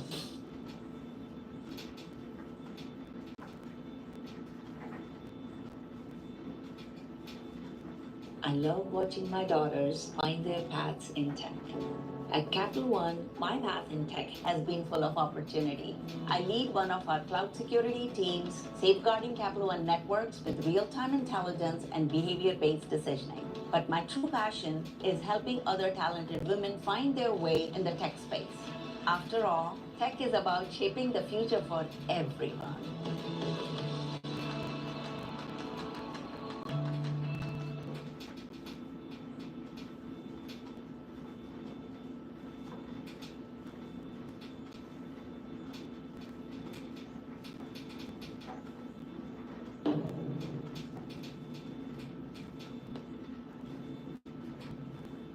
Friday, April 13th, 2001, the night of Angie Martinez's album release party. For those who don't know, tell us why that night is so significant. oh, that's the Devil's Night. Yeah, Friday the 13th already with that. Being the night is crazy because, you know, I was over there to support a friend. You know, it was Angie Martinez's album release. I was proud of her for working on that album. I helped. You know, we had a relationship. Like I said, we was friends, so I was just there. Besides her being Angie Martinez, it was me supporting friends. And she had a lot of friends, so it was an industry night. You know, her best friend is Mary J. Blige. And with that being said, I mean, everybody that was somebody showed up that night. So it was going to be one of those days and one of those nights, really hot nights in Jimmy's Bronx Cafe. That was our spot. The Terror Squad spot. You know, me, Joe, Puns. You know, we built a relationship with them that was special. And a business relationship too. You know, saying bringing new clientele in there and them treating us with love and making it like it's our club. It was that was stated already throughout years, about 2 years. So to have that day there for her was special for her. Me and Joe, actually, we already had a dispute with, you know, going separate ways as far as the business. You know, that a meeting took place in his lawyer's office where all the double dipping and all that came out. He expressed his discomfort with me. He didn't really need me. He was doing it for a favor. You know, the old story of, you know, trying to make it look like he was the one that was hooking me up. So I didn't even argue. I just like, yo, listen, I could do bad by myself. You know what I'm saying? At the end of the day, if you don't want me to be here, yeah, you know, we just separate ways. I could, you know, I'm sure I can find somebody, another poem that is gonna, you know, nurture my talent and go wherever I wanted to go. Because I was paying him to be my manager also. It's not like he's doing it for free, you know? So, you know, that was disappointing to hear that come out of his mouth, but he was doing it on some personal shit. And, you know, I got it, but I was still feeling a certain way, like, damn, all this time, you know what I'm saying, to build this team together. Always been in my mind and real blood, sweat, and tears that, you know, I know I put my work into this crew and this with me and Sunkist. It was another artist that was down with like Showbiz AG, and it was Pun's friend.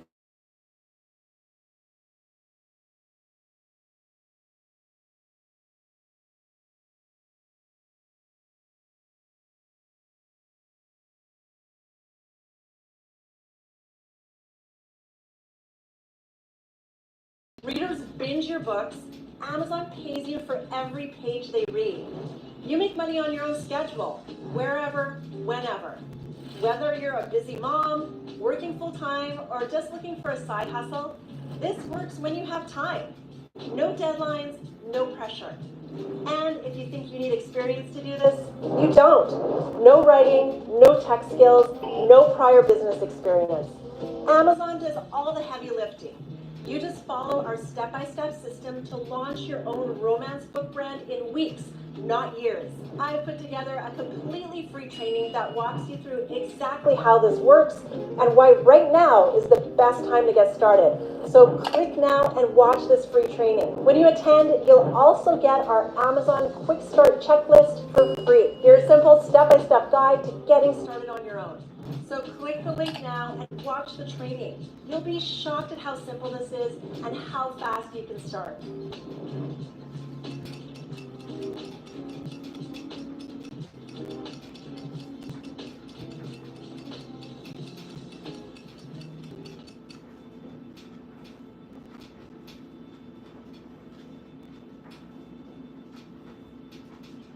My mom, 58, did this to become debt-free in 48 months. Here's how my mom turned her finances around after racking up $33,421 of credit card debt. At first, she struggled by making just the minimum payments, but she realized this approach was keeping her trapped in debt. Then, she found national debt relief. With one low monthly payment personalized to her budget, she started paying down debt faster than if she kept up with minimum payments. She didn't need to drain her savings. National debt relief helped her consolidate her debt, pay less per month, and made it simple to track her progress. They were able to help her even with her low credit. Take it from my mom. Don't let debt control your life. Take the assessment and get approved in minutes. See how much they could save you on your debt.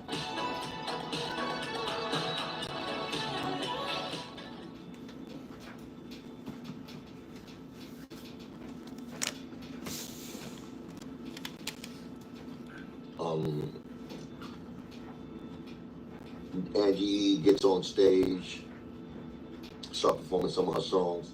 So she told me, Cuban, come up here. And I was in the side. So I said, all right, cool. I went to the back of the stage. I walked up in there. When I walked up in the stage, Joe was performing with her on stage already. And she was doing a song with him, whatever. And I was waiting like behind him. Not behind him where the crowd was singing, but like by the stairs. You know, they had to walk down there. So when he finished his song, whatever, I was coming and I was trying to go get the mic. And this thing, Joe just dropped the mic on the stage. So he didn't hand me the mic. So he walks by me, but he walks like this, like, you know, with his head down, he want to look at me. Then he was with Macho. No, matter of fact, when he walked by me like that, I said, yo, what's up, brother? What's going on? That's the that. Bow. He walks. And I looked at Macho.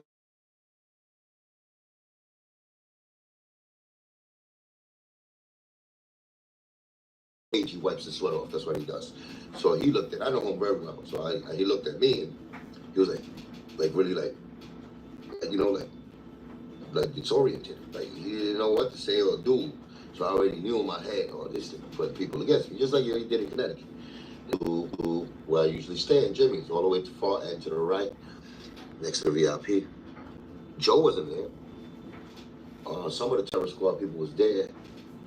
You know what I'm saying? I said, what's up to Flex and all of that. They looked at it a little off too, a little funny, like they was trying to be nice to me, but they didn't know how to be nice to me or something. Like, you know, almost, now that I'm thinking back at the time, now, I look back and it was like, they was acting funny. They was moving funny, but they didn't, you know, do nothing crazy, but they was acting a little funny. Like maybe they knew something was going on, or they was just surprised to see me there. Because my book was contracts off now. I'm no longer terror squad on the paper, but I'm still from the block. You know what I'm saying? I'm from that same block, and we rock together anyway. So that was the funny part about it. So we stayed there. Now I'm getting in my groove. I don't see Joe, whatever. So now I'm dancing with a chick. Start dancing. And I see the boy that came in with, you know, Kiss. He was looking at me. He was looking that way. Like really like on some straight, serious So now I stop from dancing, and I go next to him, and I'm like, yo, what's going on? What's going on? What's going on? I see a serious face. And he goes, nah, this is a joke. Keep looking at me. So now I go, yo, leave it alone, probably because, you know, tensions is a little high, you know what I'm saying? Whatever happened with the business, with the office, the lawyer's office, and they, you know, but don't let it start with you, because then that's how they start. You know, just come with a sign, and then, you know, shit happens. So I said, stop, you know, edging it on, whatever. It was like, all right, whatever. So I go back dancing with the chick. 10 minutes later, I look back, see Sunkiss again looking at me. So now I go over there again. Yo, what the hell's going on? What's going on? When I'm talking to him, saying, you know, what's going on? Joe comes up, and now they like face to face with each other, and they looking at each other like, right? But it's not me. I mean, I'm been trying to stop this fight. Like, you know, we got this Angie's party. We got Mary J. Blige here. We got everybody. It's anybody. People don't need to see this, right? It's crazy. And some kids, and you know, that was Pun's man. And then you got Joe here. Showbiz, you know, they all in the family. So I'm over here trying to stop them. Yo, chill for real, like relax. Stop. So when I'm doing all that, Joe swings on Sunkiss. And Sunkiss goes over the railing, and he does the, you know, he's sleeping, and you know, the thing. So I'm like this. Oh, so now when I look, I'm like, you know what I'm saying? In my head, slow motion, I'm like this. Damn, man, it's crazy. Everybody's like, moving around from the space because he's laid down there. Now I'm looking back to Joe. Joe's coming with one for me. So he hits me, pops. Oh! So now I had shoes on. So now I'm slipping backwards and I fall. Wow. But I get up mad quick. Then I just get up and start rocking him, because after that I was like, okay, you set it off, right? But down to, I'm catching up to all the actions that was going on in the whole, like the strange shit that was going on. And I'm like, I get up and I start rocking him. He didn't get no more hits after that. That one sneak shot is all he got. After that, I caught him at least a 4 to 5 piece combination. He's rocking backwards towards the railing. He's like this, falling backwards. The bouncers now come in and they start grabbing me off of him. So they grabbing me off of him. And there's other bouncers over there trying to help him get up. So when that's happening, the bouncer's holding me, but I'm over here like, are you strong on me? Now I want to fight. Now I'm on him, but I'm trying to go that way. When I'm going over there that way, and the guards is holding me, somebody from the back does the whole drawing behind me, but I don't feel it. Up to, you know, the adrenaline rush was over here. Because it's, you know, my brother just swung on me, like my fake brother or whatever. I'm still Nick from the block. Like, you from my block, you still my dude. Like, just because business and you're the one who wanted me out anyway. I just comply with what you said. So you still over here, whatever. So now you swung on me, and I'm trying to stop the fight between you and him. And so I'm not thinking that straight there, but once he hit me, you know, I lost my I just went on him, and that's what happened. I was grabbing him. So the dude comes drawing behind me. I don't feel it. And while that's happening, I'm still trying to get Joe. But now, like, the bouncers start seeing me bleed or whatever, I guess, or whatever. I'm not seeing myself bleed. I'm not even knowing I'm cut. I'm still trying to get Joe. They pushing me out the door now. Now they form like a shield. The Jimmy's bouncers, they form like a shield, like 4 or 5 guys get like in front of me. And I'm over here like, get the fuck out of here. They're going like this to me with their things, like back towards the exit of the club. You know what I'm saying? The side exit. And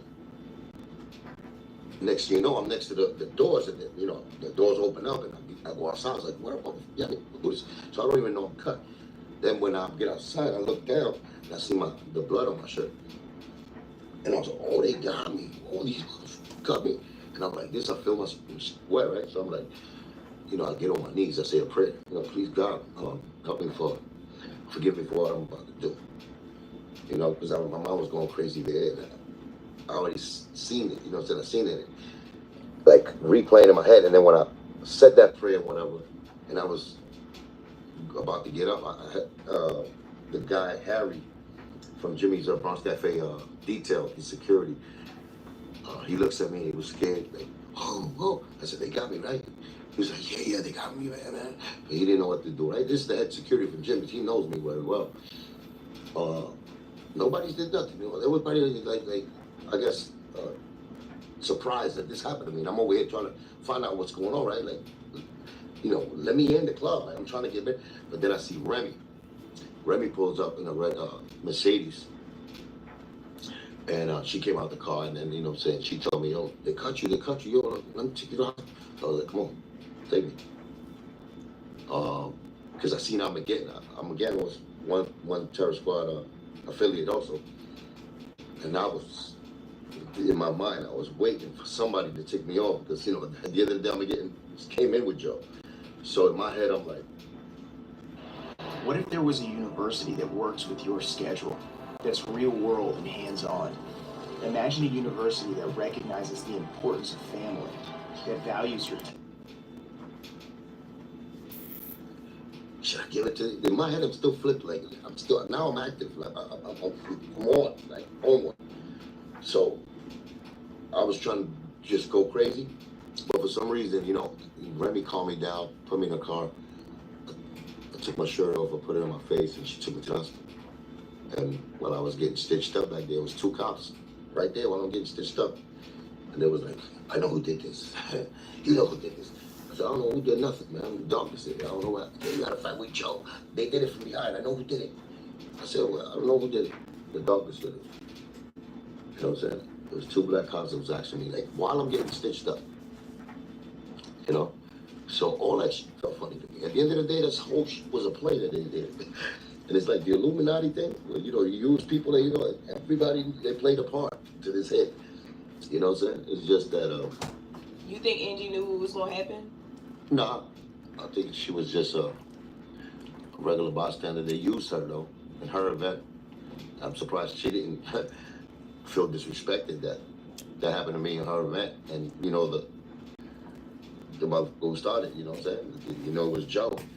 And then you become even closer. The guy who respected your event, trying to stop a fight from happening, event, is the guy you distance yourself from.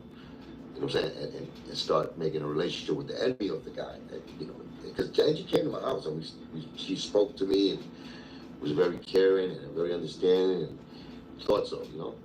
But then slowly but surely you seen that happen. And I seen it and it was like, she fell in line.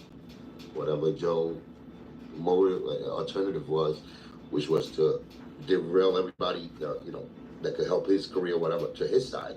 It made me look like, so it was happening slowly but surely. Even guys like the Tony Sunshines of the crew, you know what I'm saying? Even Fun's cousins and people, like they would still hang out with him and they come check on me. And I'm over here like this, like checking their vibe up. And they checking my vibe. I didn't know they checking my vibe. I thought they coming over to check up on me on some friendships because we know each other before this music. But they was over there spying, you know? So that's how it went slowly but surely. And then, you know, but that's what Angie, like I said, Angie interviewed him in Hot 97. She gave him the platform. He said his side of the story. And never gave me my just do to say my side of the story. So once she did that, I already knew that, you know, the politics was against me. And she was, you know, doing what she was doing. Did you ever speak to Fat Joe after the incident? Oh yeah, he called me up and because we're still dealing with certain people that, you know, terror squad people that we had inside the business that we knew each other from, and we still dealing with. I was still taking some of the people that was with our whole crew with me to do, you know, get some money. So there was relationships there. Flex, you know, say rest in peace. He put me in the phone with him. He had called me up. I remember Flex was like his child friend, but he was a good dude, you know, so I believe in him. He believed in me too. Not that I trusted him all the way, but at least I could trust that much in him, you know what I'm saying? He ain't gonna do no fake shit. Or if he does, I'm gonna be able to tell. So he's like, please, don't put my brother in jail, Cuban, please. I said, what? Who in jail, nigga? Who's calling the cops? Who's telling on who? He was like, please, almost crying to me. And I didn't notice that in my head first. But I already knew later on. But I'm like, this thing playing. So this thing, his side, whatever. You're supposed to, right? You grew up with him. But now you cop the police to me not to put him in jail. Who the f is going to jail, first of all? Because I ain't calling no cops ever. You already know what it should be, Flex, if anything. But whatever it is, you're not talking about that. So then, an hour later, he puts on Joe. And Joe was like, yo, you know, I ain't do that to you. I said, ain't nobody told you. Nobody said you did it to me, though. We had a fight, whatever. Talking about third. The third person he did it. It was from behind, so he's a coward. And I guess I'm the real Scarface now. Yeah, I made a joke like that. You know, I guess I'm the real Scarface. I just tattooed my head on my shoulder. And he was like, yeah, but you know, this and that. I said, so who did it? You, Joe. Come on. You found their car. They stole your car. In Brooklyn. You found it like a week later. I'm sure they're going to come back to you. Did it? Because whoever did it, I guess did it on your behalf. Right? Did it on your behalf because they were saving you from me because I was on top of you. So I guess, you know, somebody came. And the problem is that I know if you're my man or you're my brother, right? Two brothers got to fight. But you know, if you're my brother, the third who jumps in, we both beat him up, regardless what kind of altercation we have it amongst brothers. So I'm sure, you know, you're going to find out who did it. Just let me know. That's all I do. But what you want, keep. I said, listen, just tell me who did it. Give me a gift one day. Give me a call. Have somebody there in the basement for me. I want to talk to them. You know what to do, Joe. I don't got to tell you nothing. He said, all right, cool. Hung up. The way to build abs is not crunches, not 4-minute planks, and definitely not mountain climbers. There's an actually easy way if you... 2 weeks later after that, the lawyer sends me a letter. Assistant deceased order to pay me for my surgery, my face, reconstructive surgery. Like 19, I think it was $17,000, something like that. He's gonna get or he was gonna give me $13,000 plus the surgery. Best doctors in Switzerland is gonna handle this. And I'm like this, okay, gesture or something. Then I read the fine print. It's like, but you can never in your world tell the story of what happened Friday the 13th, April the 13th, in 2001 in Jimmy's Cafe. I was a gag order. I mean, I would say that story. And from then on, I knew that this fat beluga piece of shit set me up. And he was trying to cover his tracks with business, you know, dealers. I think that I was stupid enough to sign that. So once that happened, then I already knew that, you know, this was premeditated, something that he did, and he trying to, you know, legally, he's trying to get away from it. Like, he thought I really was going to sue him or, you know, say, call the cops on him and things like that.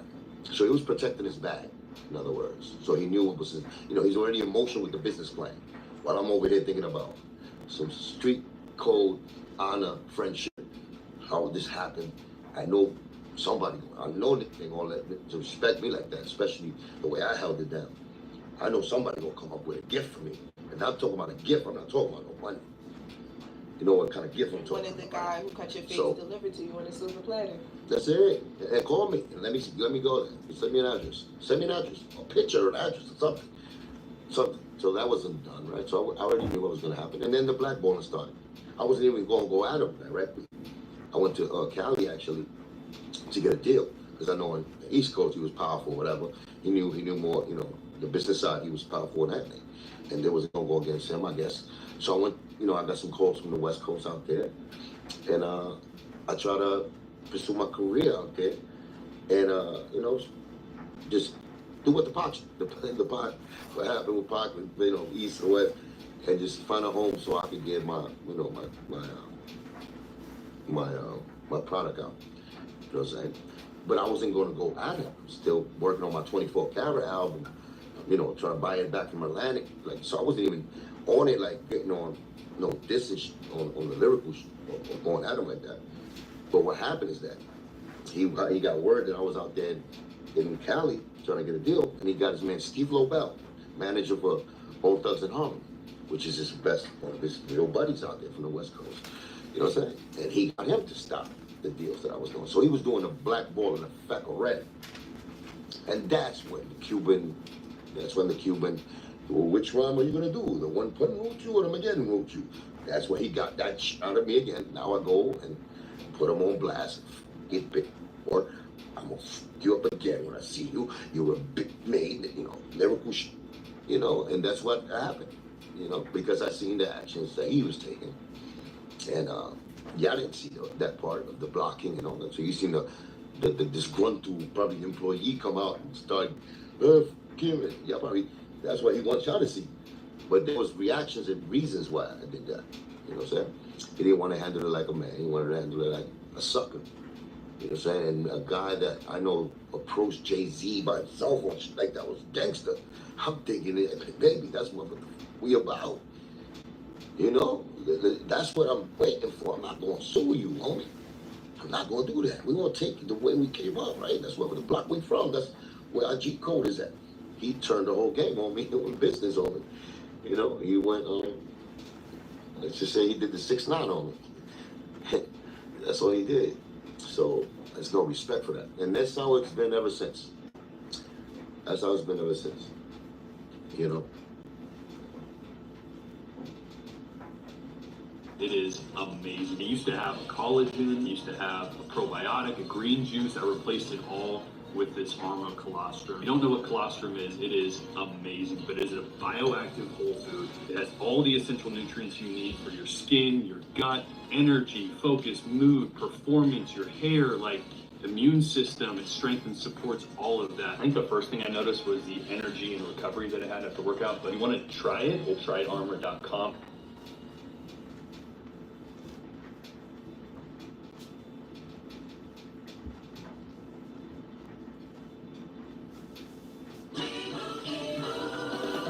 Doug. Okay, here's what you want to do. Save hundreds when Liberty Mutual customizes your car insurance. Are you a caddy? No, I'm a Doug. And that's a Lino. Okay, I'm gonna putt now. Okay, I'm gonna watch you putt. Oh! Nice birdie. Yes, he is a very nice bird. Oh no, Lino! The cards! Only pay for what you need. Liberty, liberty, liberty, liberty.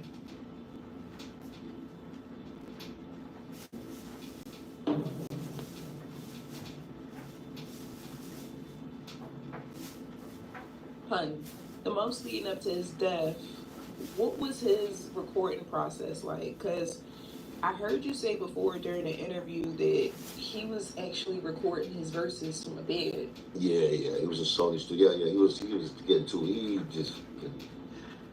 he got too comfortable with it at the end. And I say that because I know my brother,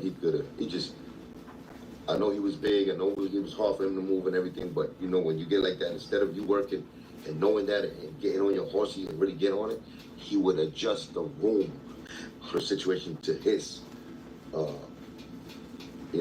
his comfort. And that's, you don't want to drive home no more. You're going to go to bed in Sony studio with a mic right there next to the bed. And now you're not even going into the booth anymore.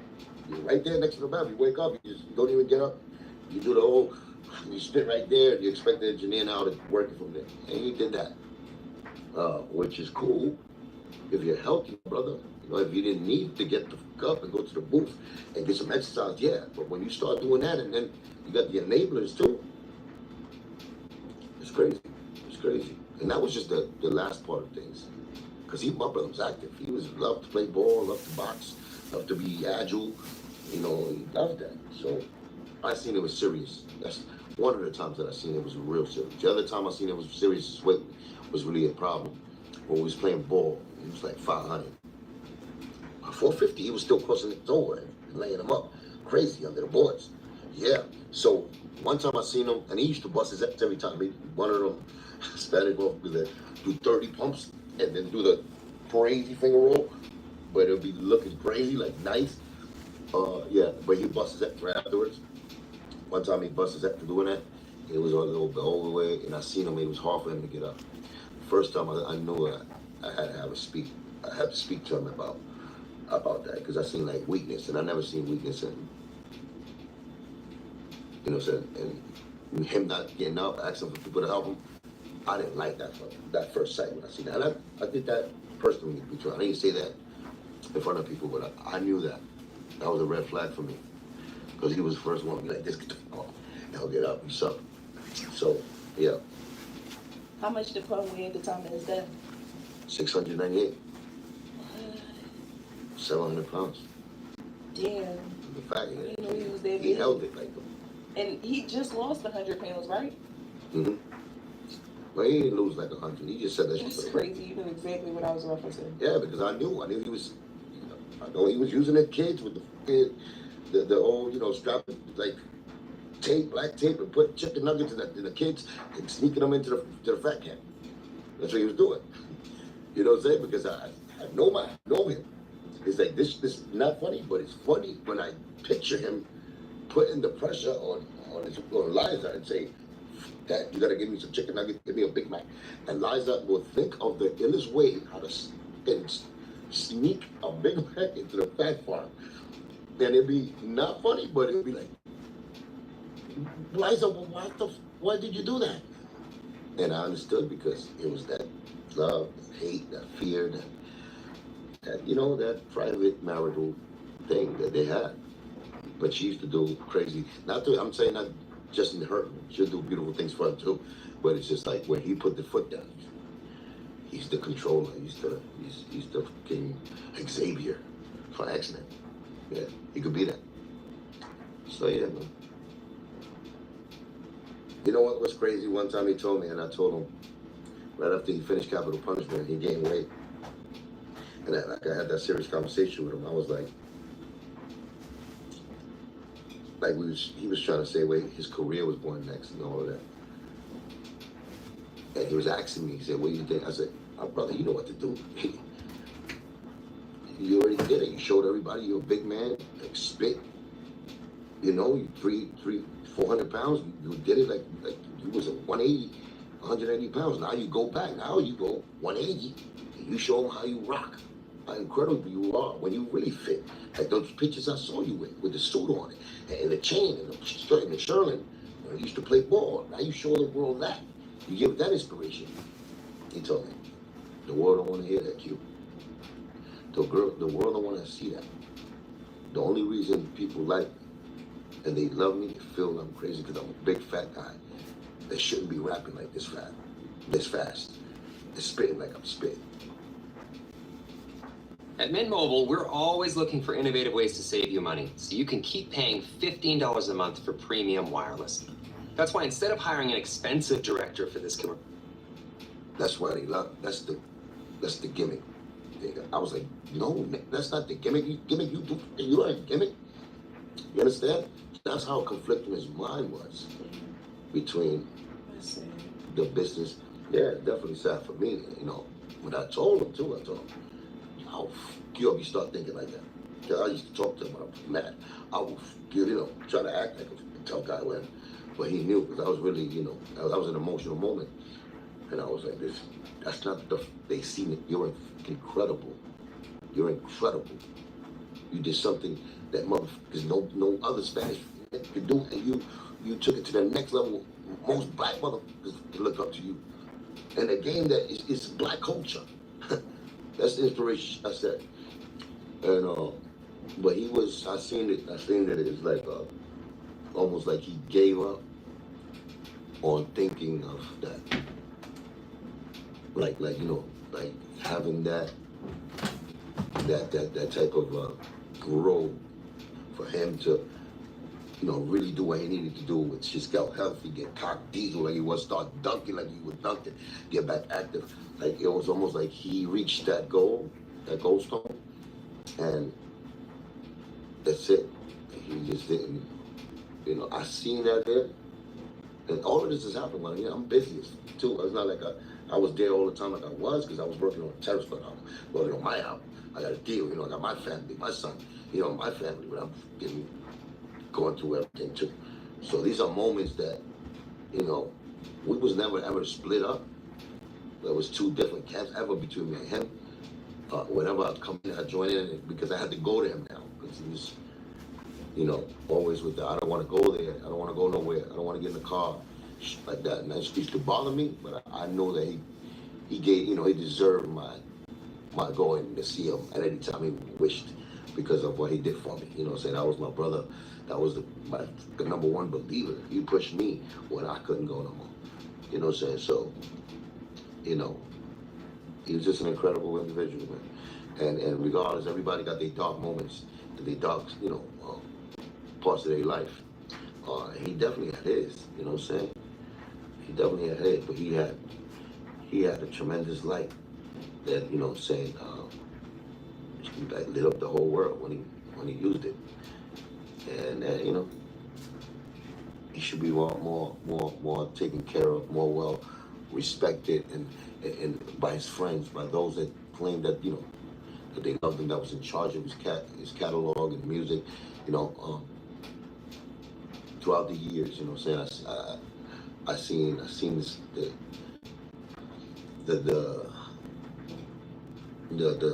that, you know, the supposed to be brother, supposed to don't, he did it out of, like, to me, it looked like jealousy. You know, the suppressing his name from being in the streets, him acting, he'll do the opposite. Like, it's so many things, so many examples that he did the opposite of what he said for pun, that it's like, yo, because you go through the motions of, nah, that must have been, you know, he say he's gonna do something, he's gonna do, oh, it didn't come through, damn, it didn't come through. And then you see other people doing it. It's like, why not pun? What are you doing? You know what I'm saying? So it piled up to the point that's like, no, Joe is just doing he was just using puns to further his career. And that's how he did. There's no love there. He never showed no signs of love after Pun passed away. No signs. I see if you give me one. No signs. It's like saying, yeah, bro, my brother Pun, he's always the illest. He's the one to put me on. No, that's not no love, man. That's self-gloat, so he could bring all that love to him. He's gonna tell you he's the one who put Pun on. Without him, there wouldn't be no Pun. That's what he does. He doesn't never show no love. You know what I'm saying? And I expect him more, that's all. Maybe I'm careful keeping the G code in the brotherhood. You know what I'm saying? From that I expect how a team should move. Because it'll be more rewarding at the end. It'll feel better. It'll feel way different at the end when it's real love as well. But that was a circle that was built on it. So it's maybe my fault that remember, we joined their terror squad.